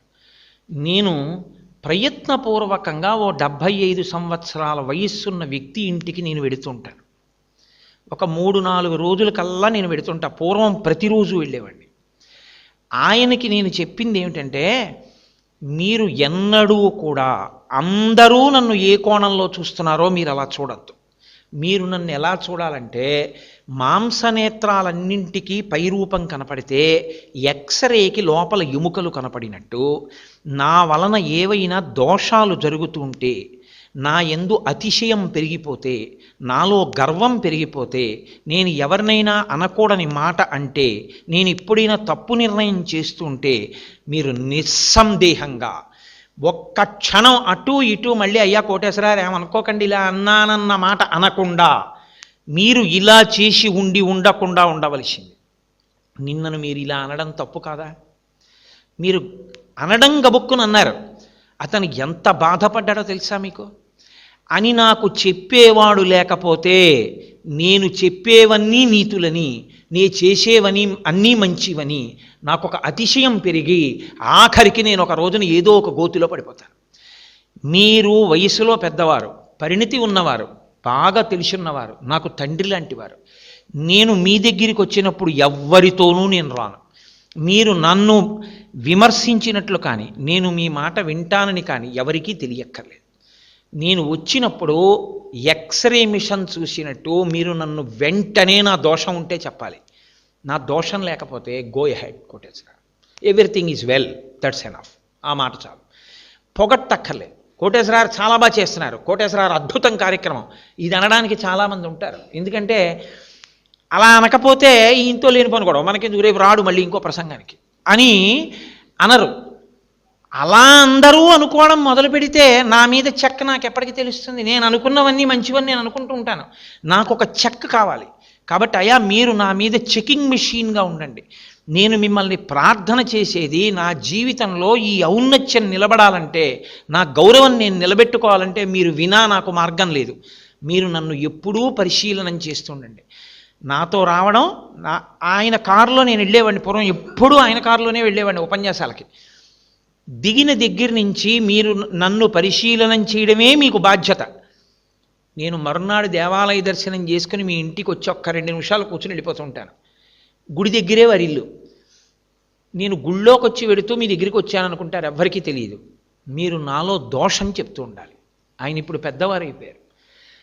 నేను మీతో ఈ మాట ముందే చెప్పాను, నేను అతిశయంతో చెప్తున్నాను అనుకోవద్దు అని. మనిషికి ఉన్నటువంటి పెద్ద బలహీనత ఏమిటో తెలుసా అండి? మీరు ఎదుగుతున్న కొద్దీ మిమ్మల్ని పొగిడేవారు మీకు దొరుకుతారు తప్ప మీ దోషాన్ని మీకు చెప్పేవారు దొరకరు. మీరు ఒక ఆఫీసర్ అయ్యారనుకోండి, మీరు తప్పు చేసేస్తున్నారని తెలిసి ఆఫీస్లో మాట్లాడుకుంటారు తప్ప మీ ఛాంబర్లోకి వచ్చి ఇది చెయ్యొద్దండి అని మీకు చెప్పరు. ఒకవేళ చెప్పినా నిష్పక్షపాతంగా మీ అభ్యున్నతిని కోరి చెప్పేవాడు మీకు దొరకడు. ఇది ఎప్పుడు చెప్పాడో తెలుసా అండి? రామాయణంలో మారీచుడు చెప్పాడు, సులభాహ పురుషారాజన్ సతతం ప్రియవాదిన. ఎప్పుడూ పొగడడానికి, అతిశయం కల్పించడానికి, గర్వం వెర్రితలలు వేసేటట్టు చేయడానికి, గోతులో పడిపోయేట్టు చేయడానికి మీ అభ్యున్నతిని కోరి మాట్లాడని వాళ్ళు మీ చుట్టూ లెక్కలేనంత మంది మీ జీవితంలో దొరుకుతారు. కానీ అప్రియస్యతు పథ్యస్య వక్త శ్రోతాచ దుర్లభ. మీకు అప్రియంగా ఉంటుంది వినడానికి, కానీ ఆయన మీ మేలు కోరి మాట్లాడతాడు. మీ మేలు కోరి మాట్లాడేటటువంటి వాడి మాటల్ని మీరు పట్టించుకోకుండా, ఈయన నా మేలు కోరి మాట్లాడుతున్నాడని గుర్తించకుండా, నా అహం దెబ్బతింటోందని మీరు ఆయన్ని విడిచిపెట్టుకున్న ఉత్తర క్షణంలో మీ జీవితంలో అభ్యున్నతిని మీరు కోల్పోయినట్లే. ఈ మాట చెప్పి మారీచుడు అన్నాడు, ఒకవేళ చెప్పేవాడు దొరికినా వినేవాడు ఉండడురా. అతిశయం పెరిగిపోతే వినడు చెప్పిన, దానివల్ల పాడవుతాడన్నాడు. శ్రీరామాయణంలో తర్వాత రావణాసురుడు సర్వనాశనం అయిపోవడానికి కారణం ఒక్క అరణ్యకాండలో మారీచుడి మాట వినకపోవడమే. మారీచుడు చెప్పిన మాట రావణుడు విని ఉండి ఉంటే ఇంకా తర్వాత అరణ్యకాండ, తర్వాత కిష్కింధకాండ, సుందరకాండ, యుద్ధకాండ లేవు. ఎందుకంటే సీతాపహరణం జరగదు, సీతారాములు వెనక్కి వెళ్ళిపోతారు. రామాయణంలో మూడు కాండలు పెరగడానికి, రావణ సంహారానికి, ఆయన్ని నమ్ముకున్న సమస్త రాక్షసులు నశించిపోవడానికి స్పష్టంగా చెప్పాడు. ఒక్కొక్క తప్పు మనిషిని కట్టి కుడిపేస్తుంది. చెప్పిన మాట వినకపోవడం అన్న దోషం ఎక్కడి వరకు ఎడుతుందో తెలుసా? నీతో పోదు. నీతో పాటు నిన్ను నమ్ముకున్నటువంటి కోట్ల మంది వెళ్ళిపోతారా. కళత్రాణిచ సౌమ్యాని మిత్రవర్గం స్థైవచ, అందరూ వెళ్ళిపోతారన్నాడు. అలాగే ఆయన కడుపున పుట్టిన బిడ్డలు, అన్నదమ్ములు, ఆ రాజ్యం, సైన్యం అందరూ నశించిపోయారు. మాట వినకపోవడం అనేటటువంటిది అత్యంత ప్రమాదకరమైన లక్షణము. అయితే నేను మీతో ఒకటి మనవి చేస్తున్నాను. మీరు అలాగని మేము ఎలా కలిసి ఉంటామండి, వీడు బలమైనవాడు వీడు మంచివాడు కాడని దూరంగా పెట్టి ఉండడమా? మీరు ఎప్పుడు అందుకే శాస్త్ర పఠనం చేస్తూ ఉండాలి. కేవలం సిలబస్ చదువుకోవడం అనేటటువంటిది ఎటువంటిదంటే డాక్టర్ గారు ఇచ్చినటువంటి మందు వేసుకుని పచ్చం చేయకపోవడం లాంటిది. నేను I'm sincerely telling you, mere BTech, mere MTech, mere IIT besides your name without cultural support is a very dangerous thing. Cultural support లేకపోతే, క్యారెక్టర్ బిల్డింగ్ లేకపోతే, పేరు పక్కన క్వాలిఫికేషన్ ఎంత గొప్పదొస్తుందో వాడు సమాజమునకు అంత బరువు. రాక్షసుని యందు శక్తి ఎంత పెరుగుతుందో సమాజానికి అంత ప్రమాదం. జ్ఞాన కలునిలోని శారదయువోలే అంటారు పోతన గారు. ఏమీ తెలియని వాడు తప్పు చేస్తే చెప్పడానికి చాలామంది ఉంటారు. బాగా చదువుకుని బాగా పెద్ద పదవిలో ఉన్నవాడే తప్పు చేస్తుంటే చెప్పడానికి ఎవ్వరూ ధైర్యం చేయరు. అందుకే జ్ఞాని కలుడైపోతే లోకానికి ఉపద్రవం వస్తుంది. చదువుకునేవాడికే క్యారెక్టర్ చాలా అవసరం. మీరే సెట్టింగ్ ఎగ్జాంపుల్స్ అవుతారు రేపు పొద్దున్న సొసైటీకి. నేను మీకు ఒక్క మాట మనవి చేస్తాను, బాగా జ్ఞాపకం పెట్టుకోండి. సచ్చిదానంద శివాభినవ నరసింహ భారతీ స్వామి వారిని శృంగగిరి పీఠానికి ఆధిపత్యం వహించారు. ఆయన త్రికాలవేది. ఆయన మనిషిని చూస్తే మనిషిలో ఉన్న భావాన్ని పసిగట్టేవారు. ఆయన ఒకసారి అరణ్య మార్గంలో వెళ్ళిపోతోంది ఆయన క్యాన్వాయ్. సాయంకాలం అయితే ఎక్కడున్నవారు అక్కడే ఆగిపోయి చంద్రమౌళీశ్వరాభిషేకం చేస్తారు. శృంగేరి వారికి అది సంప్రదాయం. ఆయన ఒక గుడారం వేసుకుని అభిషేకం చేస్తుంటే ఆ ఫారెస్ట్ రేంజర్ వచ్చాడు అక్కడికి. వచ్చి ఆ మహారణ్యం ఎవరు లేరు కాబట్టి పీఠాధిపతుల దర్శనం తేలిగ్గా అయిపోయింది. నమస్కారం చేసి నించున్నాడు. పీఠాధిపతులు అతన్ని చూడగానే అన్నారు, నేను 3 లక్షణాలు చెప్తాను, ఇందులో నువ్వు ఏ స్థాయిలో ఉన్నావో నాకు చెప్పు అన్నారు. అడగండి అన్నాడు అతను. అసలు నీ మనసులో ఒక అభిప్రాయం రాగానే అవతల వారిని కనీసం వివరణ కూడా అడగకుండా విరుచుకు పడిపోయేంత కోపం ఉన్నవాడివా? నీ మనసులో ఒక అభిప్రాయం వచ్చిన తర్వాత అవతల వారిని విషయాన్ని విచారణ చేసి కోప్పడే స్వభావం ఉన్నవాడివా? అసలు విచారణ చెయ్యడము అనేటటువంటి మాటే లేకుండా కోప్పడిపోయి వెళ్ళిపోతూ ఉండడమే నీ ఐశ్వర్యం అనుకునే స్వభావం ఉన్నవాడివా అని అడిగారు. అది ఎందుకు అడిగారో ఆయనకి తెలుసు, విన్న ఆయనకి తెలుసు. ఆయన అన్నాడు, నేను మొదటి కోవకి చెందినవాడిని. నాకు కోపం వస్తే అవతలవాడు తప్పు చేశాడని నమ్మేస్తానంతే. అవతలవాడు తప్పు చేశాడు అనుకుంటే కదండి కోపం. నువ్వు ఇలా ఎందుకు చేశావని నేను అడగను. అసలు నేను అవతలవాడిని హ్యాంగ్ చేసేస్తాను, ఇంకా ఎంత శిక్ష అయినా వేసేస్తాను. అసలు అడగడం నాకు అలవాట్లేదన్నారు. ఆయన అన్నారు, నువ్వు నా దర్శనానికి వచ్చావు కదా, నేను నీకు ఇచ్చే కానుక ఒక్కటే, నువ్వు 2వ స్థితిలోకి మారు. ఇక నుంచి కోపం వచ్చేయగానే ఆగు ఒక్కసారి. ఎందుకు ఇలా చేశావు అని అడుగు. నీ జీవితంలో ఇప్పటికి ఎన్ని తప్పులు చేశావో నీకు అర్థమవుతుందన్నారు. అతను ఇంటికి వెళ్ళిపోయాడు. పీఠాధిపతుల దర్శనం చేసుకుని అతను క్వార్టర్కి వెళ్ళేటప్పటికీ రాత్రి చాలా ఆలస్యమైంది. క్యాన్వా అంతా బయలుదేరి వెళ్ళిపోయే వరకు ఉన్నాడు. ఉండి రాత్రి 9:30కి వెళ్ళాడు. వంటవాడిని చాలా ఆకలిగా ఉంది, పలహారం పెట్టు అన్నాడు. వేపుడు ముక్కలు కూడా లేకుండా 2 గోధుమ రొట్లు పల్సగా ఉన్నటువంటి చపాతీలు లాంటివి తీసుకొచ్చి పళ్ళెల్లో పెట్టి వణికిపోతూ అక్కడ పెట్టాడు. అతనికి ఎక్కడలేని కోపం వచ్చింది. అతను ఒక 7-8 రొట్లు తింటాడు 2 రకాల కూరలతోటి. 2 పలచటి రొట్లు అంటే నేను రాననుకుని వీడు తినేశాడని అని వెంటనే లేచి అతన్ని కొట్టబోయాడు. పీఠాధిపతి మాట గుర్తొచ్చింది, అవతల వారిని అడగకుండా శిక్ష వేయడానికి అలవాటు పడిన వాడివి కదూ, కనీసం 2వ స్థాయికి మారన్నారు. ఇవాళ మారి చూద్దామని, ఎందుకు 2 రొట్టెలే ఉంచావు అని అడిగాడు. అతను అన్నాడు, మీ దగ్గర అటెండర్ ఉంటాడు కదా, సరుకులు అయిపోయినప్పుడు అతన్ని పంపించి కదా సరుకులు తెప్పించుకుంటాం, అతన్ని పొద్దున్నే పంపించాను మధ్యాహ్నానికే భోజనం వండుదామని. కానీ ఏ కారణం చేత రాలేదో తెలియదు. ఎప్పుడు అలా చేసే మనిషి కాడు. వెళ్ళినవాడు ఆ సరుకులు పట్టుకుని రాలేదు. నేను మధ్యాహ్నం కూడా భోజనం చేయలేదు. ఈయన పీఠంలో భోజనం చేశాడు, నేను భోజనం చేయలేదు. నా ఆకలి కడుపు నకనకలాడిపోతున్నా మీరు ఒకవేళ ఏమీ తినకుండా వస్తారేమో, యజమానికి మిగల్చకుండా తినేస్తే మహాపాపమని ఎక్కడో వెతికి ఉన్న కొద్ది పిండి జల్లించి 2 రొట్టెలైతే అవి చేసి మీకు పెట్టాను తప్ప నేను ఏమీ తినలేదు, నాకు తెలియదు. వాడి కోసం ఎదురు చూస్తున్నాను. 2 రొట్టెలే పెట్టినటువంటి నా దోషాన్ని మన్నించండి అన్నాడు. ఆ రేంజరు వలవల వలవల ఏడిచేశాడు. నిజంగా నేను లేచి వీడిని కొట్టేసి ఉంటే వాడు చెప్పండి నాకు, ఎందుకంటే నా ప్రథమ కోపం ఎప్పటి నుంచో ఇంతే. ఇలా ఎందరినో కొట్టాను, ఎందరినో ఏదో పనిష్మెంట్లు ఇచ్చాను. అసలు ఎవరైనా మళ్ళీ వచ్చి ఏదైనా చెప్పపోతే వినడం అన్నది నా జీవితంలో లేదు. ఒక్కసారి విన్నంత మాత్రం చేత వీడు ఇంత కష్టపడి నాకు 2 రొట్టెలు ఉంచాడే, వీణ్ణి కొట్టబోయాను. నిజంగా మహానుభావుడు నన్ను ఈ 3 తరగతుల్లో దేనికి చెందినవాడవని అడిగి 1 నుంచి 2లోకి మారే ప్రయత్నం చెయ్యని చెప్పి వెళ్ళిపోయారు. 2వ స్థాయిలోకి రావడానికి ప్రయత్నిస్తేనే నాకు ఇన్ని దోషాలు కనపడితే నేను నిజంగా ఈ కోపాన్ని దగ్గర పెట్టుకొని ఒకరి మాట వినకుండా బతికి పదవిలో ఉండి ఎంతమందిని కొట్టానో ఎంత పాపం మూట కట్టుకున్నానో అని వలవల ఏడ్చి ఆ 2 రొట్టెలు వంటవాడికి పెట్టాడు ఆయన ఆ రోజున. నేను మీకు ఎందుకు మనవి చేస్తున్నానంటే మీ దుర్గుణములను మీరు గ్రహించగలరు. మీలో ఉన్న దుర్గుణాల్ని గ్రహించడానికి మీ ముందు ఉన్న ఎవ్వరూ ఎక్స్రే మెషిన్స్ కారు. మీ లోపాన్ని మీరు తెలుసుకోవాలి.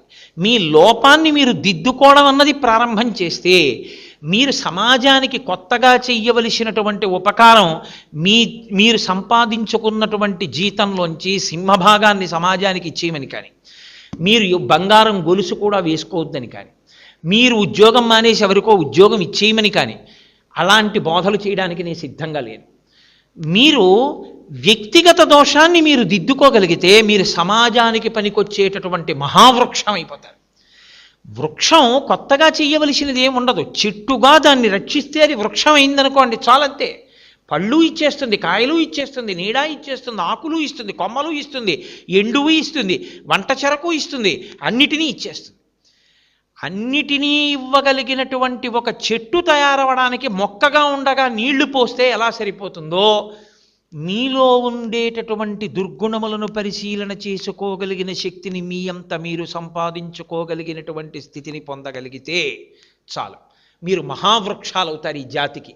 మీ నీడలో సేద తీరిపోతుంది ఈ దేశం. ఎంత గొప్ప గొప్ప అధికారులు అవుతారు. Just a pat on the shoulder of your subordinate, it's enough, it's a great tribute to him. నేను యథార్థం చెప్తున్నాను. చాలా బాగా డ్రాఫ్ట్ రాసినటువంటి ఒక డ్రాఫ్ట్ రాసి మీ కింద పనిచేసే ఎంప్లాయీ మీకు ఫైల్ పెడితే మీరు ఆ డ్రాఫ్ట్ చేత్తో పట్టుకుని మీరు ఆ ఎంప్లాయీ దగ్గరికి వెళ్ళి వెనక నుంచి వెళ్ళి అతని భుజం మీద చెయ్యేసి ఎక్సలెంట్, ఎంత బాగా రాసావో డ్రాఫ్ట్, కీప్ ఇట్ అప్ అని ఒక్క మాట మీరు అనగలిగితే ఈ దేశంలో రోజు 5ంటికి వెళ్ళేవాడు 5ంటికి వెళ్లకుండా ఇంకో 2 గంటలు పనిచేయడానికి సిద్ధంగా ఉండే ఉద్యోగస్తులు తయారవుతారు. జాతి దరిద్రం అంతా ఎక్కడుందంటే బాగా పనిచేసేవాడిని అభినందించడు. సంకుచిత తత్వంతో తన ఇష్టానికి అనుగుణంగా ఉన్న వాళ్ళని మాత్రమే తాను అభినందించగలిగిన స్థితి. మహానుభావుడు కాళిదాసు గారు రఘువంశ కావ్యం చేశారు. రఘువంశ కావ్యం చేస్తూ ఆయన దిలీప మహారాజు గారి గురించి 2 అత్యద్భుతమైన విషయాలు ప్రతిపాదన చేశారు. ఆయన అన్నారు, 4 సముద్రముల మధ్యలో ఉండేటటువంటి రాజ్యం ఎంత ఉంటుందో ఆ రాజ్యం అంతా దిలీపుడిది. దిలీపుడు ఆ రాజ్యాన్నంతటిని విడిచిపెట్టి వానప్రస్థానికి వెళ్ళిపోయాడు. ఎందుకు వెళ్ళిపోయాడంటే, నా కొడుకు రఘుమహారాజుకి 20 సంవత్సరాల వయస్సు వచ్చింది, స్వతంత్రంగా పరిపాలించగలడు, కాబట్టి ఇప్పుడు నేను జోక్యం చేసుకోక్కర్లేదు, నేను వానప్రస్థానికి వెళ్ళిపోతానని వెళ్ళిపోయాడు. మీరు డీసెంట్రలైజేషన్లో ఒకరికి ఒక టాస్క్ అప్పచెప్తే వాళ్ళు చెయ్యగలరు అన్న నమ్మకం, మీరు ఆ ప్రోత్సాహం, ఆ సంతోషం ఇవ్వడం ఇప్పటి నుంచి మీరు అలవాటు చేసుకోవాలి. 2వ విషయం, దిలీపుడు గురించి ఆయన చెప్పిన విషయం ఏమిటో తెలుసా అండి? తనకి ఒక వ్యక్తి కనపడితే ఆ వ్యక్తి తనని ఇష్టపడినా ఇష్టపడకపోయినా, అవతలవాడి వ్యక్తిత్వము తనకి ఇష్టం ఉన్నా లేకపోయినా, ఆ పనికి అతను తగినవాడు అనుకుంటే మాత్రం దిలీప చక్రవర్తి ఆ వ్యక్తిని ఆ ఉద్యోగంలోనే ఉంచడం విషయంలో ఎలా పాటించేవాడో అట తెలుసా? రోగి ఓషధిని సేవించినట్లు అన్నాడు కాళిదాస మహాకవి. ఎవ్వరూ డబ్బులుంటే కోకోకోలా తాగుతారు, డబ్బులుంటే థమ్సప్ తాగుతాడు, డబ్బులుంటే ఇంకా సంతోషంగా ఉంటే ఓ పైనాపిల్ జ్యూస్ కొనుక్కుని తాగుతాడు. డబ్బులున్నాయి కదా అని వెళ్ళి కాఫ్ సిరప్ కొనుక్కుని ఎవడు తాగడు కదా. చేదుగా ఉన్న మందు ఎవడికి కావాలి? ఎవడికి అక్కర్లేదు. జబ్బు ఉంటే తాగుతాడు. వాడికి జబ్బు వచ్చింది, వాడికి చేదంటే పరమ అసహ్యం. చేదంటే పరమ అసహ్యమైన ఇవాళ కోరి కోరి ఆ మందే ఉందా అని షాపులన్నిటి చుట్టూ తిరిగి కాఫ్ సిరప్ దొరికిందని ఆ సిరప్పే తెచ్చుకుని ముక్కు నోరు మూసుకుని గుటుక్కని మరీ ఎందుకు మింగుతున్నాడు? ఆ ఔషధి మాత్రమే తన దగ్గు తగ్గించగలదు. ఇప్పుడు దాని రంగు, దాని రుచితో తనకి సంబంధం అనవసరం, అది పని చేస్తుంది కాబట్టి ఔషధిని సేవిస్తున్నాడు. తనకి ప్రియుడా అప్రియుడా, తనయందు ప్రియుడా అప్రియుడా దిలీపుడికి అనవసరం, అతను ఆ పదవికి అర్హుడు, ఇచ్చేవాడంతే. నేను మీకు మనవి చేసేది ఒకటే, మీరు రేపు పొద్దున్న అపాయింట్మెంట్ ఆర్డర్స్ ఇస్తారు, మీరు ప్రమోషన్ ఆర్డర్స్ మీద సంతకం పెడతారు, మీ అందరూ ఈ దేశంలో సమున్నత పదవుల్లో కూర్చుంటారు. కూర్చున్న రోజున మీరు ఎవరిని ఏ పొజిషన్లో ఉంచాలన్నది ఆలోచిస్తే ఈ ఒక్క క్రైటీరియానే పాటించండి. ఆ పదవికి అతను అర్హుడా? ఇవాళ దేశానికి ఉన్న దరిద్రం అంతా ఏమిటంటే అదొక్కటే ఆలోచించకపోవడం. కనీసం మీరు ఆ స్థానాల్లో కూర్చున్ననాడు దేనికి ఎవరర్హుడు, ఏది చెయ్యడానికి అతను అర్హుడవుతాడన్నది ఆలోచించి ఆ పదవిలో కూర్చోపెట్టడంలో నిర్భయత్వంతో ప్రవర్తించడం నేర్చుకోండి. దిలీపుడి గురించి కాళిదాస్ అంటాడు, తనకి అత్యంత ప్రియుడైన దానికి పనికిరాడనుకుంటే తీసేయడంలో పాము కరిచిన వేలు తీయించుకున్న రోగి వంటి వాడు అంటాడు. తాను అలా చేయిపెట్టు కూర్చున్నాడు, త్రాచుపాము వచ్చి చిటికిన వేలు మీద కరిచింది. వైద్యుడు పరిగెత్తుకొచ్చి అన్నాడు, ఆలస్యం చేస్తే చిటికిన వేలులో ప్రవహిస్తున్న విషం శరీరానికి అంతటికీ ఎక్కుతుంది, ఈ వేలు ఖండించేయడం వినా మార్గం లేదు, ఈ వేలు తీసేస్తే తప్ప బతకరు. ఇప్పుడు తనకు ఆ చిటికిన వేలు చాలా ఇష్టం, ఆ వేలు పోవడం ఇష్టం లేదు, కానీ ఆ వేలు కోసం తానే పోవడానికి సిద్ధపడడుగా, ఆ వేలే తీయించుకుంటాడు. తనకి ఎంత ప్రియుడైనా అది పనికిరాడు, అక్కడ ఉండడానికి ఉపయోగం లేదు, ఉంచకూడదు అనుకుంటే పాము కరిచిన చిటికిని వేలుని తీయించేసుకున్న రోగిలా, ఆర్తి ఉన్నవాడిలా, అంగుళీ యోరగక్షత అంటాడు కాళిదాస మహాకవి. అంగుళి ఆ వేలు మీద పాము కరిస్తే వేలు తీయించుకున్నవాడిలా, దీనిలో కూర్చోవడం వల్ల ఈ సంస్థ యొక్క ఆబ్జెక్టివ్స్ అకాంప్లిష్ అవ్వవు. There is no other priority. అతను ఆ స్థానంలో ఉండడానికి అనర్హుడంతే. అలా క్రైటీరియాని మీరు పాటించగలిగిన నాడే దేశానికి అభ్యున్నతి. మీరు ఏది ఎందుకు చేస్తున్నారో స్పష్టమైనటువంటి అవగాహనతో, స్పష్టమైన అభిప్రాయంతో ఉండడం నేర్చుకోండి. చాలామందిని నేను చూశాను, పిల్లల్ని మిమ్మల్ని ఎందుకు అనాలి, పెద్దవాళ్ళకి కూడా వాళ్ళు ఏం చేస్తున్నారో ఎందుకు చేస్తున్నారో ఒక స్పష్టత ఉండదు, తాను ఏం మాట్లాడుతున్నాడో స్పష్టత ఉండదు, తను ఎందుకు మాట్లాడాడో స్పష్టత ఉండదు, తాను ఇది ఎందుకు చదువుకుంటున్నాడో స్పష్టత ఉండదు. నేను మీకు ఒక్క సలహా ఇస్తాను, మీతో ఒక మహాపురుషుడు మీ పక్కనే ఉండడము అనేటటువంటిది మీకు ఎప్పుడు సాధ్యపడుతుందంటే ఆ మహాపురుషుడు వేరు, ఆ మహాపురుషుడు చెప్పినటువంటి విషయములతో కూడుకున్న పుస్తకం వేరు కాదు. వాల్మీకి వేరు, వాల్మీకి రామాయణం వేరు కాదు. పోతన గారు వేరు, పోతన గారి భాగవతం వేరు కాదు. గాంధీ గారు వేరు, గాంధీ గారి ఆటోబయోగ్రఫీ వేరు కాదు. కోటేశ్వరరావు గారు వేరు, కోటేశ్వరరావు గారి ఉపన్యాసం వేరు కాదు. ఇవి కలిసే ఉంటాయి. ఒక చంద్రశేఖరేంద్ర సరస్వతి స్వామివారు ఎప్పుడూ మీ పక్కన ఉండాలి అని మీరు అనుకుంటే పరమాచార్య స్వామివారు చెప్పినటువంటి డిస్కోర్సెస్తో కూడిన పుస్తకాన్ని మీ దగ్గర ఎట్టి పెట్టుకోండి. మీరు ఒక గ్రూప్ సబ్జెక్ట్ని కేవలం క్వాలిఫికేషన్ని సంపాదించుకోవడం అనేటటువంటిది మీ క్యారెక్టర్ బిల్డింగ్ చేయలేదు. ఎందుకో తెలుసా అండి, జీవితం అనేటటువంటిది ఎత్తుపల్లాలతో ఉండి తీరుతుంది. మిమ్మల్ని మీ గ్రూప్ సబ్జెక్టు జీవితంలో వచ్చే ఉత్థాన పతనముల నుండి రక్షించలేదని గమనించ ప్రార్థన. మీరు ఎంత ఎంటెక్ అవ్వండి, ఎంత ఐఐటి అవనివ్వండి, ఎంత ఐఏఎస్ అవనివ్వండి, మీరు తట్టుకోగలిగిన శక్తి మీకుంటే మీరు ఉపయోగపడతారు. మీకు మీరు ఉపయోగపడతారు, 10 మందికి ఉపయోగపడతారు. మీకు మీరు ఉపయోగపడకుండా 10 మందికి ఉపయోగపడకుండా ఎప్పుడు పోతారో తెలుసా అండి, మీకు అసలు షాక్ అబ్జార్బర్లా తట్టుకోగలిగిన శక్తి మీకు లేకపోతే. మీకు నేను ఒక్క ఉదాహరణ చెప్తాను. మృత్పిండము అంటారు. మట్టి ముద్దని ఇలా నేను పట్టుకుంటే, ఇలా నేను ఆడుతుంటే ఆ మట్టి ముద్ద పొరపాటున నా చేతిలోంచి కింద పడింది అనుకోండి, అంతే, ఇక పైకి లేవదు. ఒక్కసారి నేను ఆడుతుండగా పొరపాటున నా చేతిలోంచి జారి కింద పడినటువంటి మట్టి ముద్ద ఇక పైకి లేవదు. అదే నేను ఒక రబ్బర్ బంతితో ఆడుతుంటే ఎంత కింద పడిందో అంత పైకి లేస్తుంది. అలా పైకి లేవగలిగిన శక్తి కోసం మీరు విద్యార్థులై ఉన్నారు తప్ప చిన్న ఫెయిల్యూర్ కూడా లేకుండా మీ కెరీర్ని ఉంచుకోవడం మీకు జీవితంలో సాధ్యం కాదు. Be prepared for a failure. ఎక్కడో అక్కడ మీరు ఎంత గొప్ప వాళ్ళవండి, మీరు ఎంత గొప్పగా రాయగలిగిన వాళ్ళవనివ్వండి, ఎంత గొప్పగా చెప్పగలిగిన వాళ్ళవనివ్వండి, ఎక్కడో అక్కడ ఎవరో ఒకళ్ళు మిమ్మల్ని నింద చేసేవాడు ఉండి తీరుతాడు. మహాత్మా గాంధీకి వంకపెట్టని వాడు లోకంలో లేడు. చంద్రశేఖరేంద్ర సరస్వతీ స్వామి వారికి కూడా వంకపెట్టని వాళ్ళు ఈ లోకంలో లేరు. వివేకానందుణ్ణి ఎత్తిపొడవని వాళ్ళు లేరు. ఈశ్వరుడు నోరిచ్చాడు కాబట్టి ఎవడు ఏదైనా మాట్లాడతాడు. కానీ మృత్పిండమై మీరు పాడైపోకండి. మీరు ఎక్కడో అక్కడ ఏదో ఒక పొరపాటు మీ వల్ల జరగచ్చు. జరిగిన నాడు మీరు మట్టి ముద్దలా కింద పడద్దు. Be brave to accept your mistake. Yes, I did it, పొరపాటే, నేను ఇది చేశాను, ఈ కారణానికి చేశాను. ఒకవేళ మీరు నిజంగా స్వార్థంతో చేసి ఉంటే పరమ ధైర్యంగా చెప్పేసేయండి, ఎస్ నేను ఈ సెల్ఫిష్ మోటోతో చేశాను. నేను ఒక ఆఫీసర్ని చూశానండి. He was heading N institution at one time. ఆయన ఒక 5 అసిస్టెంట్స్ని రిక్రూట్ చేయాల్సి వచ్చింది. 100 మంది ఇంటర్వ్యూకి వచ్చారు. అందులో స్టేట్ చీఫ్ సెక్రటరీ రికమెండ్ చేశాడు ఒక ఆయన, ఓ కుర్రాన్ని. ఆయన అబ్బాయికి ఉద్యోగం ఇచ్చేశాడు. ఇచ్చేసి ఆయన ఫైల్ మీద రాశాడు. ఏమని రాశాడో తెలుసా అండి? Chief secretary of the government of Andhra Pradesh has recommended this fellow. On interviewing this student, this aspirant, I came to a conclusion that he is not 100% fitting to occupy this position. Still, keeping the rest of the people aside, I gave him this position only because I kept the objectives of the organization in my view. If I dismiss the recommendation of the Chief Secretary of the Government of Andhra Pradesh, tomorrow it will be very difficult for the institution to get permissions from the state government.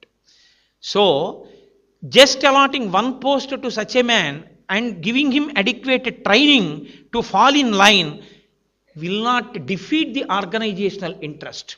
So, in order to accomplish the objectives of the organization and for the betterment of the institution, I was left with no other alternative than appointing him in the post, accepting the recommendation. This may be approved and Rasi Board of Directors have mentioned. And they have given the managing director a credential. Wonderful, చాలా ధైర్యంగా రాశాం, చాలా బాగుందన్నారు. It will be a pat on the shoulder. మాకు ఒక officer ఉండేవారు. ఆయన అంటుండేవారు, I'm not going to just compliment a man who always wants to follow the rules. ఎప్పుడు రూల్ రూల్ రూల్ రూల్ అని చెప్పి నేను ఏం చేస్తానండి, ఇలా చేద్దాం అనుకున్నానండి కానీ రూల్స్ పర్మిట్ చేయవండి అని మాట్లాడకయా. నిజంగా నువ్వు చాలా గొప్ప పని చేయాల్సి వస్తే break the rule and justify it. I'm here to ratify, why do you worry అని అడిగేవాడు. అది ఆఫీసర్ అంటే, అది కలేజా అంటే. రూల్ అడ్డొచ్చిందని మంచి చేయకుండా ఎంతకాలం తప్పుకుంటావు? రూల్ బ్రేక్ చేసి నువ్వు ఏం చేద్దాం అనుకుంటున్నావు వచ్చేయి. నిజంగా త్రికరణ శుద్ధిగా అది మంచి అని నువ్వు చెప్పగలిగితే రాయి ఫైల్ మీద, నేనున్నాను రాటిఫై చేయడానికి, నేను దాన్ని ఆమోదిస్తాననేవాడు.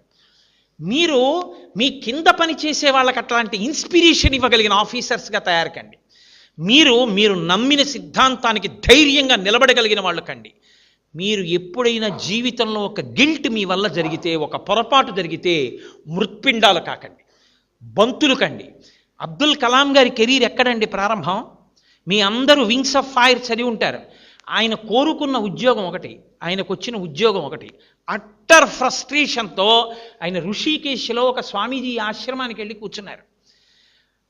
టోటల్ డిజెక్షన్, ముఖంలో నీరసం స్పష్టంగా కనిపిస్తోంది. నేను ఒకందుకని చదివాను, నాకు ఈ ఏరోనాటికల్ ఫీల్డ్లో ఉద్యోగం వచ్చింది. ఆయనకి ససేమిరా ఇష్టం లేదు. ఆయన నీరసంగా కూర్చుంటే అలా వెళ్ళిపోతున్నారు స్వామీజీ. ఆయన రాసుకున్నారు, మీ అందరు చదివి ఉంటారు వింగ్స్ ఆఫ్ ఫైర్. ఆయన ఈ పిల్లాడిని పిలిచారు, అబ్దుల్ కలాం గారిని. ఏం అలా కూర్చున్నావు నువ్వు అంటే, ఆయన అన్నారు, నేను ఫలానా ఉద్యోగం కోసం వెళ్ళాను ఇంటర్వ్యూకి, అది పొందడం నాకు ఇష్టం కానీ నేను సెలెక్ట్ అవ్వలేదు. ఈ ఉద్యోగం చేయడం నాకు ఇష్టం లేదు, ఏదో ఇంటర్వ్యూకి వెళ్ళాను, దీనికి సెలెక్ట్ అయ్యాను. ఇప్పుడు నాకు ఈ ఉద్యోగం చెయ్యాలని లేదు, నాకు ఇష్టం లేదన్నారు. అంటే ఆ రోజున ఆ స్వామీజీ ఓ చిరునవ్వు నవ్వి అన్నారు, నువ్వు కోరుకున్నదే నీ జీవితంలో దొరకాలని ఎందుకు అనుకుంటున్నావు? ఈశ్వరుడు నిన్ను ఏం చెయ్యాలనుకుంటున్నాడో అని ఆలోచించి ఈశ్వర నిర్ణయంగా దానికి ఎందుకు వెళ్ళలేకపోతున్నావు? ఏమో ఈశ్వరుడు నీ ద్వారా ఈ జాతికి ఏం చేయించాలనుకుంటున్నాడో అన్నారు. ఆ మాట ఆయన మీద పని చేసింది, యాక్సెప్ట్ చేశారు కాబట్టి అంతే. ఈ దేశానికి ఉపగ్రహాలు తయారు చేసుకోవడానికి కావలసినటువంటి సత్తానిచ్చిన మహాపురుషుడయ్యారు. ఆ కారణంగా రాష్ట్రపతి పదవికి 2వ మాట తృణప్రాయంగా వదిలి విద్యార్థులతో మాట్లాడడమే నాకు ఇష్టమని కాలేజీకి యూనివర్సిటీకి వెళ్ళి పిల్లలందరితో ఎంతో సంతోషంగా, ఏమి అబ్దుల్ కలాం గారండి అది క్యారెక్టర్ అంటే. అందుకు నేను మురిసిపోయేది.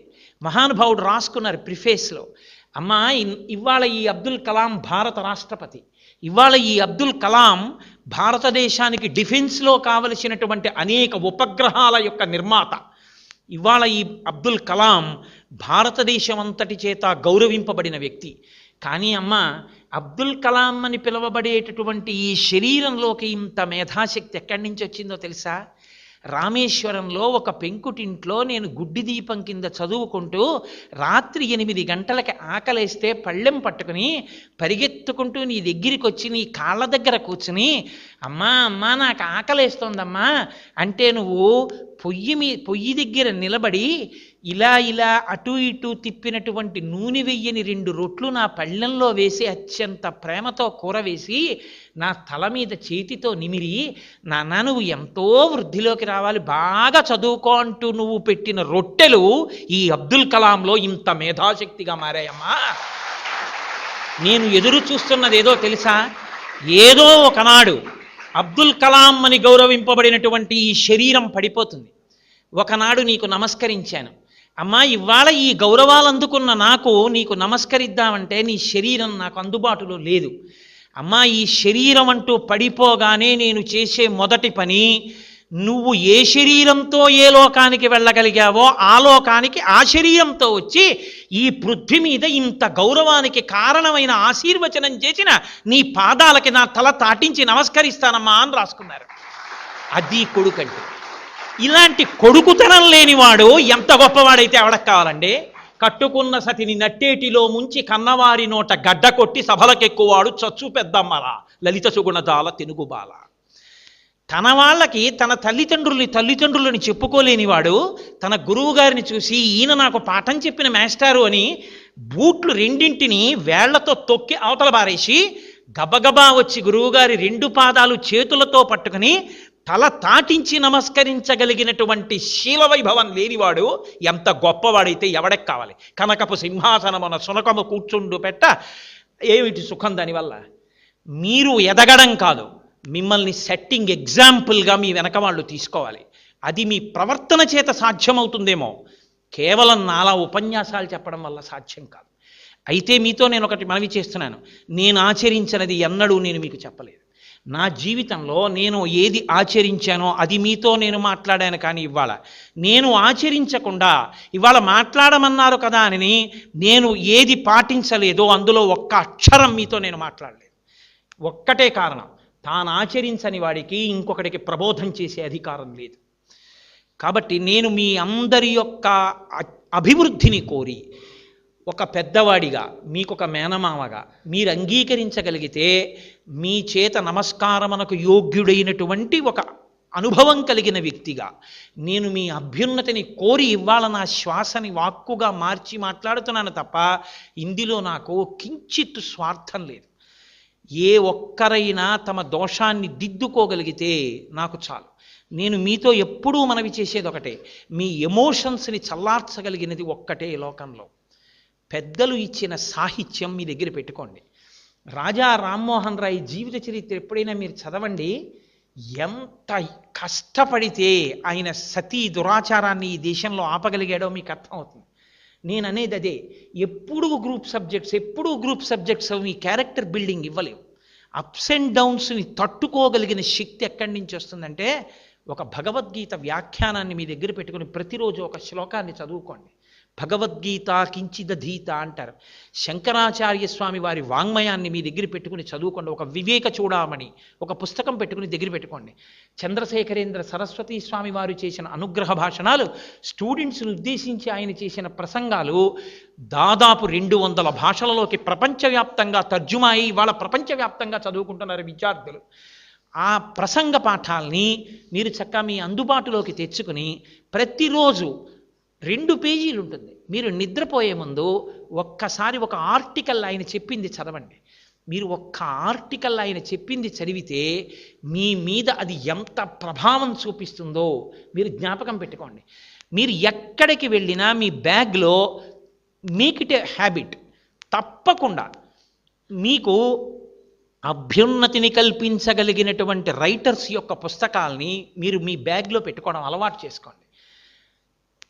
నేను అత్యంత ఇష్టపడేది ఏమిటంటే, మీరు మీ మామయ్య వచ్చినప్పుడో, మీ అత్తయ్య వచ్చినప్పుడో, మీ అన్నయ్య వచ్చినప్పుడో, మీరు నాన్నగారితో వెళ్ళినప్పుడో, మీరు నాన్నగారు నాకు ఆ పుస్తకం చదవాలనుంది అని ఒక మంచి పుస్తకాన్ని సెలెక్ట్ చేసుకోండి. మన దరిద్రం ఏమిటంటే, ఇవాళ ప్రింటింగ్ ప్రెస్ టెక్నాలజీ వచ్చేయడం వల్ల ప్రతివాడు రచయిత. ఎంత సాహిత్యమో వస్తోంది. ఎవరి పుస్తకాలు పడితే వాళ్ళ పుస్తకాలు చదవకండి. సెలెక్టెడ్గానే బుక్స్ని చదవండి. అది మీ బుర్ర పాడు చేయకుండా ఉంటుంది. వివేకానంద స్వామి చేసినటువంటి ఉపన్యాసాలు చదవండి. మీలో ఎంత గాంభీర్యం, ఎంత ధైర్యం వస్తుందో. వివేకానందుడు మాట్లాడిన మాటలు మీరు ఒక్కొక్క లెక్చర్ చదువుతుంటే, oh this is the way in which one has to live and die తప్ప పేడలో పురుగు పుట్టి పెరిగినట్టు బతకకూడదు. నేను ఇలా ఉండగలగాలనేటటువంటి కలేజా, ఆ ధైర్యం, ఆ పోకడ మీకు అబ్బుతుంది. మీరు 10 మందికి మార్గదర్శకులు అవుతారు. అరణ్యంలో ఎన్నో జంతువులు ఉండొచ్చు, కానీ ఏ జంతువు నడిచినా వానాకాలం తర్వాత వచ్చినటువంటి లతలు తీగలు అల్లుకుపోతే వాటిని తింపి వెళ్ళగలిగిన స్థితి ఏ జంతువుకి ఉండదు. పులి కూడా వెళ్ళలేదు, అన్ని తీగలు అల్లుకుపోతే. అన్నీ అల్లుకుపోయినా ఒక ఏనుగు నడిచి వెళ్ళిపోయింది అనుకోండి, మార్గం వచ్చేస్తుంది. ఒక ఏనుగు నడవగలిగితే వర్షాకాలం తర్వాత అరణ్యంలో మార్గం వచ్చి కుందేళ్లు కూడా వెళ్ళినట్టు, మీరు మహాత్ముల యొక్క పుస్తకాలు ప్రతిరోజు రాత్రి ఒక్క 10 నిమిషాలు చదివి పడుకోవడం మీరు అలవాటు చేసుకుంటే, ఎందరు మహాపురుషులు, శృంగగిరి పీఠాధిపత్యం వహించిన చంద్రశేఖర భారతి, ఒక మాట చాలండి జీవితాన్ని మార్చడానికి. కొన్ని వేల మంది వచ్చి వెళ్ళిపోతుండేవారు పీఠాధిపతి దర్శనం లేక. ఆ పీఠాధికారి వెళ్ళి అడిగాడు, ఎందరో వస్తున్నారు దర్శనానికి, వెళ్ళిపోతున్నారు, అయ్యా మీరు ఎప్పుడు దర్శనమిస్తారు, వాళ్ళతో ఎప్పుడు మాట్లాడతారు, వాళ్ళ బాధలు ఎప్పుడు అర్థం చేసుకుంటారన్నారు. ఆయన అన్నారు, నన్ను నేను అర్థం చేసుకోవడం పూర్తయ్యాక వాళ్ళని అర్థం చేసుకోవడం మొదలు పెడతానన్నారు. What a sincere reply it is. అది సిన్సియారిటీ అండి. ఇవాళ దేశంలో వచ్చిన పెద్ద దరిద్రం ఏమిటంటే, తెలుగు మాట్లాడాలా, ఇంగ్లీష్ మాట్లాడాలా. నేను మిమ్మల్ని మీకు ఇదే నేను స్పష్టత లేని విషయం అని చెప్తున్నాను. తెలుగు మాట్లాడితే ఇంగ్లీష్ మాట్లాడలేదని కొడుతున్నారు, ఇంగ్లీష్లో మాట్లాడితే తెలుగు రాదని కొడుతున్నారు. వాళ్ళకే స్పష్టత లేదు. తెలుగు ఇంగ్లీషు రెండు తల్లి భార్య లాంటివి. నాకు తల్లి తెలుగు, నా భార్య ఇంగ్లీష్. నేను నా భార్య నా తల్లి ఇద్దరు నా ఇంట్లోనే ఉంటారు. నా భార్య నా తల్లి ఉన్నంత మాత్రం చేత వాళ్ళిద్దరూ దెబ్బలాడుకోవాల్సిన అవసరం ఉందా? ఏమీ లేదు. నా తల్లి వృద్ధురాలైపోవచ్చు, కానీ మా అమ్మ అమ్మే. ముడతలు పడిపోయినా మా అమ్మే. మా అమ్మ కళ్ళజోడి ఇలా కిందకి జారిపోతే ఎదురుగుండా అది కనపడక ఇలా అనుకుని ఇలా పైకి పెట్టుకున్నా నా తల్లే. మా అమ్మ పళ్ళన్నీ ఊడిపోయి రొట్టె ముక్క తింటుంటే ముక్కలు కింద పడిపోతున్నా నా తల్లే. మా అమ్మ పాదాల నిండా బురద అంటుకునున్నా, నేను తెల్లటి ప్యాంటు చొక్కాతో ఉన్నా, ఒక 2 నెలల తర్వాత ఒకవేళ నా అమ్మ నాకు కనపడితే అక్కడ బురదగుంటున్నా పడిపోయి నా తల్లి కాళ్ళకి నేను నమస్కరిస్తా. నా తల్లి తల్లి కాకుండా ఎలా పోతుంది? పెళ్ళం వచ్చినంత మాత్రం చేత తల్లిని వదిలేయాలనుందా? తల్లి ఉంది కాబట్టి తల్లి బతికున్నంత కాలం పెళ్ళం రాకూడదనుందా? ఎక్కడుంది? భార్య తల్లి. భార్య వస్తే తల్లిని పోషిస్తుంది. మీరు ఎక్కడైనా హడావిడిగా తిరుగుతారేమో, ఆ కోడలు అత్తగారికి వేళపట్టును రొట్టె చేసి పెడుతుంది, అత్తగారికి కాళ్ళు పడుతుంది, అత్తయ్య గారు పడుకోండి అంటుంది, పక్కేస్తుంది. మీరు బెంగెట్టుకోకండి, మీ అబ్బాయి వచ్చిన తర్వాత లేపుతాను, 11ంటికి వస్తున్నారని మీరేం బెంగెట్టుకోక్కర్లేదు, ఆయన ఆరోగ్యంగానే ఉన్నారు, కంగారు పడకండి అంటుంది. మీరు ఒంట్లో బాగలేదు ఉండండి, మీ అబ్బాయికి ఫోన్ చేస్తానంటుంది. మీ రెండో అబ్బాయి కోసం ఎందుకు బెంగెట్టుకున్నారు అత్తయ్య గారు, ఇదిగో సెల్లో మాట్లాడండి మీ రెండో వాడితో అని సెల్ ఇచ్చి మాట్లాడిస్తుంది. అత్తగారికి కనపడకపోతే దీపారాధన సామాగ్రి వేసి అత్తయ్య గారు పూజ చేసుకోండి అంటుంది. మీరు ఇంగ్లీష్లో బాగా చదువుకోండి, సమున్నతమైన స్థితికి వెళ్ళండి, చక్కగా మీ అమ్మ తెలుగుని పోషించండి. మీ చేత్తో రామాయణ గ్రంథాలు 1000 ముద్రణ వేసి 10 మందికి పంచిపెట్టండి.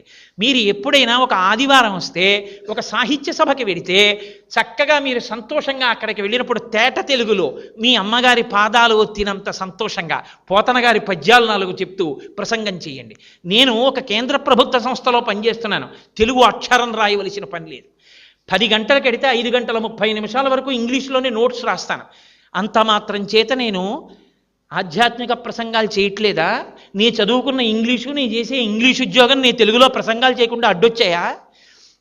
అదొక అర్థం లేని, స్పష్టత లేని, అయోమయావస్థలో ఉన్నటువంటి పెద్దలు మాట్లాడుతున్న మాటలు.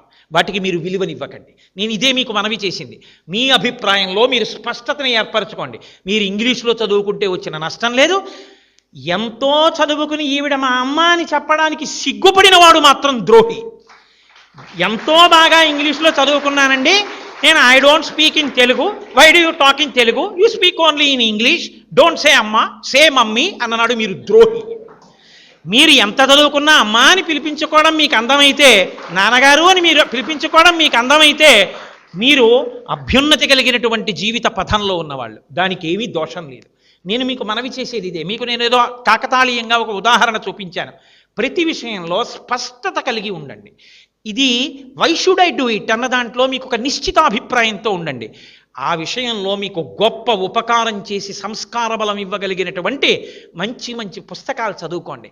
నేను ఎందుకు పొంగిపోయి ఇక్కడికి వచ్చానో తెలుసా అండి? వీరికి కూడా ఎంత స్పష్టతతో అసలు నా దగ్గరికి వచ్చారో చూద్దామని నేను మన్నింపబడేదను కాక. మీరంటే నాకు గౌరవం ఉంది. నిన్నను మీ అధ్యాపకులు నా దగ్గరికి వస్తే, మీరు రోజు మీ విద్యార్థులతో ఇంటరాక్ట్ అవుతారు కదా, నేనేం మాట్లాడితే వాళ్ళకు ఉపయుక్తం అవుతుందని అడిగాను. వాళ్ళు వెంటనే నాతో ఒక విషయాన్ని ప్రతిపాదన చేశారు. ఒక క్షణం సమయం తీసుకోవాలి. ఇప్పుడు వాళ్ళు చదువుకుని వృద్ధిలోకి వస్తున్నారు. సోమయాజులు గారు నాతో మాట్లాడితే మా కాలేజీ స్టూడెంట్స్ అనరు, మా పిల్లలు అంటారు. మా పిల్లలు. ఆయనకి ఎంత సంతోషమో చూడండి. మీ అధ్యాపకులు నాతో అన్నారు, వాళ్ళు మా దగ్గర ఉన్నంతకాలం మాకు బెంగలేదండి. వాళ్ళు తప్పు చేసినా ఒప్పు చేసినా కడుపులో పెట్టుకుని మేము దిద్దుకుంటాం.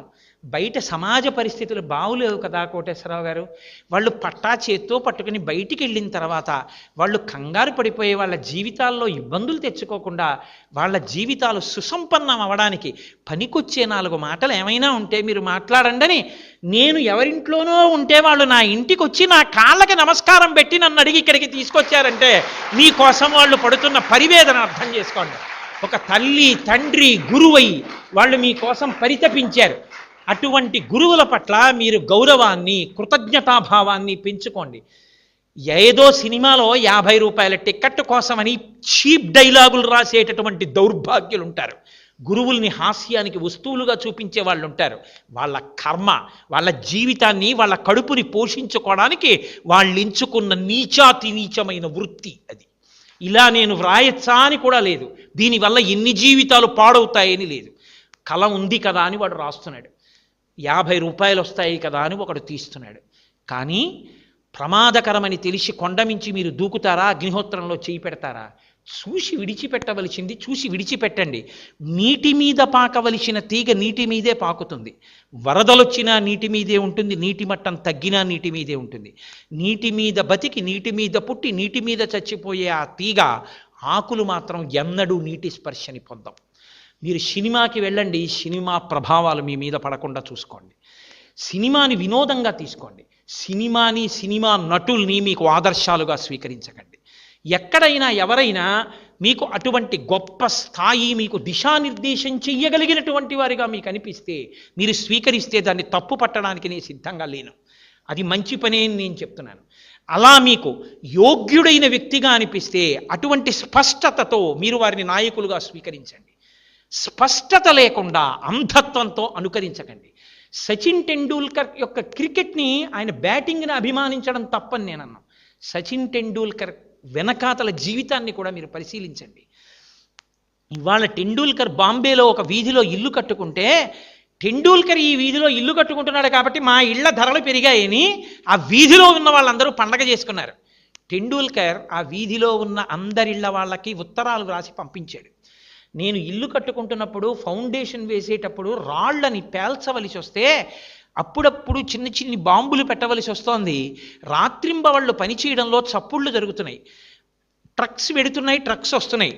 దీనివల్ల ఆ వీధిలో ఉన్న మీ అందరికీ ఇబ్బంది కలుగుతోంది. కానీ ఈ వీధి అంతా ఒక కుటుంబం అయితే రేపొద్దున్న అమ్మ కడుపులోంచి ఒక పిల్లవాడు బయటికొచ్చి ఆ కుటుంబంలో కొడుకో కూతురో అనిపించుకోవడం కోసమని వాడు అమ్మ కడుపులోకి ప్రవేశించినప్పుడు 9 నెలలు అమ్మ ఎన్నో వికారాల్ని, కష్టాల్ని భరిస్తే తప్ప ఆ కుటుంబంలోకి ఆ తల్లి కడుపులోంచి ఒక బిడ్డడు రాలేనట్టు మీ అందరూ కష్టాల్ని తల్లిలా ఓరిస్తే తప్ప మీ కుటుంబంలోకి సభ్యుడిగా నేను అక్కడ ఇల్లు కట్టుకోలేను. మీకు కలుగుతున్న కష్టానికి నన్ను క్షమించవలసినది అని సంతకం పెట్టి ఉత్తరాలు పంపాడు. ఆయన సోషల్ రెస్పాన్సిబిలిటీని మీరు అలవాటు చేసుకోండి. ఇవాళ పనికి మాలినటువంటి వాళ్ళు 2-3 మ్యాచ్లు ఆడినటువంటి వాళ్ళు 4వ రోజున విమానాశ్రయాల్లోనూ పార్కుల్లోనూ మ్యూజియంస్లోనూ కనపడకూడనటువంటి రీతిలో, సమాజానికి ఆదర్శము కాని రీతిలో ఫోటోల్లో కనపడుతుంటారు. సచిన్ టెండూల్కర్ ఇవాళ ప్రపంచ ప్రఖ్యాతమైన ఆకర్షణ ఉన్న వ్యక్తి. మాట్లాడడం ఏదైనా మాట్లాడచ్చు. ఆయన క్రికెట్లో అధపతాళానికి పడిపోయిన రోజులున్నాయి. పేపర్లు అతని మీద పెద్ద పెద్ద ఆర్టికల్స్ రాసేసిన రోజులున్నాయి. అతను నేల మీద పడిపోలేదు. నేను అదే మీతో అన్నది. ప్రతి వాడికి ఉత్థాన పతనాలు ఉంటాయి. ఏ బ్యాట్ నన్ను వృద్ధిలోకి తెచ్చిందో ఆ బ్యాట్తో నేను జవాబు చెప్తానని చెప్పాడు. కఠోర క్రమశిక్షణ. 24 గంటల్లో 24 గంటలు ఏసీలో ఉండగలడు, ఏసీ కారులో వెళ్ళగలడు. కానీ మండుటెండలో ఒకరోజు ఉదయం 9 నుంచి 6 గంటల వరకు 35 సంవత్సరాలు దాటిపోయిన వ్యక్తి 178 రన్స్ కొట్టి గ్రీజ్ మధ్యలో రన్నర్ సాయం లేకుండా పరిగెత్తగలుగుతున్నాడంటే, ఫీల్డింగ్ చేయగలుగుతున్నాడంటే అతని ఏసీని ఎంత పక్కన పెట్టి ఎంత పరిశ్రమ చేస్తున్నాడో, ఒక టార్గెట్ రీచ్ అవ్వడానికి అతను ఎంత కఠోర పరిశ్రమ చేస్తుండి ఉంటాడో మీరు ఆలోచించండి. కించిత్తు జీవితంలో పైకొస్తే ఇంకా తమ పుట్టిన దగ్గర నుంచి అలాగే పుట్టి పెరిగినట్టుగా అతుక్కుపోతారు ఆ భోగాలకి. ఎంత సింపుల్ లివింగ్ అతని వెనకాతల లేకపోతే అతను తట్టుకుని ఎండలో నిలబడగలుగుతున్నాడు. ఒక్కొక్క రోజున అంతంత పెద్ద పెద్ద రికార్డ్స్ చేస్తాడు. మీరు ఈసారి టెండూల్కర్ రికార్డ్ సెలబ్రేట్ చేసుకోరా అని అతను కొలీగ్ని అడిగితే ఆయన అన్నాడు, చేసుకుని విసిగిపోయాం, టెండూల్కర్ రికార్డు చెయ్యని రోజు ఎప్పుడు ఉందని అడిగాడు. అతను గ్రీజులోకి వస్తే రికార్డు, అది ఎవ్వరూ సాధించలేని రికార్డు. ఆ రికార్డు చెయ్యగానే అతను చేసే పని ఒక్కసారి తలపైకెత్తి ఊర్ధ్వలోకాల్లో ఉన్న తన తండ్రికి కృతజ్ఞత చెప్తాడు. ఎంతమంది స్లమ్ చిల్డ్రన్లో చదివిస్తున్నాడు, ఎక్కడా తాను చేశానని చెప్పుకోడు. ఒక్క మాట తొందరపడి మాట్లాడు. ఎవ్వరి మీదైనా వ్యతిరేకంగా ఎక్కడైనా ఒక్క మాట టెండూల్కర్ మాట్లాడినట్టు నాకు చూపించండి. అడిగినా అడగకపోయినా నన్ను అడిగితేనండి అని సాగదీస్తాడు ఇవతలవాడు. అడగడానికి 1,000,000 మంది సిద్ధంగా ఉన్నా టెండూల్కర్ ఎన్నడూ ఎవ్వరి మీద ఒక్క మాట అన్నాడు. తన తోటి వాళ్లతో, తనతో ఆడిన వాళ్ళు ఎంపైర్లు అయిపోయారు, తనతో ఆడిన వాళ్ళు కామెంటేటర్స్ అయిపోయారు, తనతో ఆడిన వాళ్ళ తలలు పండిపోయాయి. ఆఖరికి ఆశ్చర్యం లేదు, ఆయన భార్య అంజలి చెప్పినట్టు ఓపెనింగ్లో టెండూల్కర్ బ్యాట్స్మెన్ గాను టెండూల్కర్ కొడుకు రన్నర్ గాను వచ్చి అదే ప్రఖ్యాతితో అతను ఉండిపోయిన ఆశ్చర్యం లేదు. ఎక్కడదా ఖ్యాతి? అతని కఠోర పరిశ్రమ. నేను మీతో మనవి చేసేది అదే. టెండూల్కర్ క్రికెట్ని చూడడం కాదు, టెండూల్కర్ ఆ స్థాయికి ఎదగడం వెనక ఏదుందో మీరు చూడండి. ఆయన ఏం చెప్పుకున్నాడో తెలుసా అండి దానికి సమాధానం? నేను బ్యాట్ పట్టుకుని అన్యమనస్కంగా ఏదో ఆలోచిస్తూ షాట్ కొట్టినప్పుడు ఆ బాల్ వెళ్ళవలసిన డైరెక్షన్లో, వెళ్ళవలసిన వేగంలో వెళ్ళకపోతే మహాకోపంతో 2-3 బాల్స్ చూసి లోపలికొచ్చి ఏట్రా కాన్సన్ట్రేషన్ లేని ఆట అని నన్ను లాగి లెంప మీద ఈ గురువుగారే కొడితే నీ గ్రీస్లో పడిపోయాను. ఆనాడు మా గురువుగారు కొట్టిన దెబ్బ జ్ఞాపకం ఉండిపోయి ఒక బాల్ వస్తున్నప్పుడు గ్రద్ద ఆకాశంలో ఉండి కోడి పిల్లని చూసినట్టు చూస్తుంటాను. ఎక్కడ బంపడుతుంది, దీన్ని ఏ డైరెక్షన్లో కొట్టాలని అంత స్ట్రోక్ అప్లై చేస్తాను. ఒక్క దెబ్బ ఇవాళ టెండూల్కర్ రికార్డులు సృష్టించిందన్నాడు. ఆ టెండూల్కర్ ఇవాళ ఆ సభకి కూడా వెళ్ళక్కర్లేదు, గురువుగారి కాళ్ళకి నమస్కారం చేసి సభలో చెప్పుకున్నాడు. అలా మీరు కూడా మీ గురువుల గురించి చెప్పుకోగలిగినటువంటి శీలాన్ని అలవాటు చేసుకోండి. ఒక్కొక్కరు జాతిరత్నాలై ప్రకాశించి మీరు ఎప్పుడైనా జ్ఞాపకం తెచ్చుకున్నప్పుడు నా మాటలు మీకేమైనా ఉపయోగపడితే, మీరు చాలా గొప్పవాళ్ళైన తర్వాత నా మాట ఎప్పుడైనా మీకు పనికొచ్చి, ఫలానా రోజున కోటేశ్వరరావు కాలేజీలో చెప్పిన మాట నాకు పనికొచ్చింది అని మీలో ఎవరైనా అనుకుంటే, ఆనాడు నేను ఈ శరీరంతో ఉన్నా లేకపోయినా ఈనాడు నా శ్వాస పొందినటువంటి కష్టానికి ధన్యత కలుగుతుంది. ఇది తప్ప నేను మీ నుంచి ఆశించిన ప్రయోజనం లేదు. కాబట్టి పరమేశ్వరుడు మీకు నిర్హేతుక కృపతో అన్ని విధాలా అనుగ్రహించి జీవితంలో ఒడుదుడుకులు తట్టుకునేటటువంటి శక్తిని కృప చేసి మీ జీవితాలు 3 పువ్వులు 6 కాయలై మీరు సమర్థులై వృద్ధిలోకి వచ్చి మిగిలిన వారికి దార్శనికులై ఈ సంస్థ యొక్క ఖ్యాతిని వినివీధిని పతాకంగా ఎగరవేయడంలో కారకులు కావాలని, అటువంటి శక్తి మీకు ఈశ్వరానుగ్రహంగా ప్రచోదనం చెయ్యబడాలని పరమేశ్వరుని పాదారవిందములకు సాంజలిబంధకంగా నమస్కరిస్తూ మీ అందరితో కాసేపు మాట్లాడేటటువంటి ఇంతటి మహద్భాగ్యాన్ని నాకు కల్పించినటువంటి ఈ కళాశాల యొక్క యాజమాన్యం వారికి నా శిరస్సు ఉంచి నమస్కరించి కృతజ్ఞతలు ఆవిష్కరిస్తూ స్వస్తి.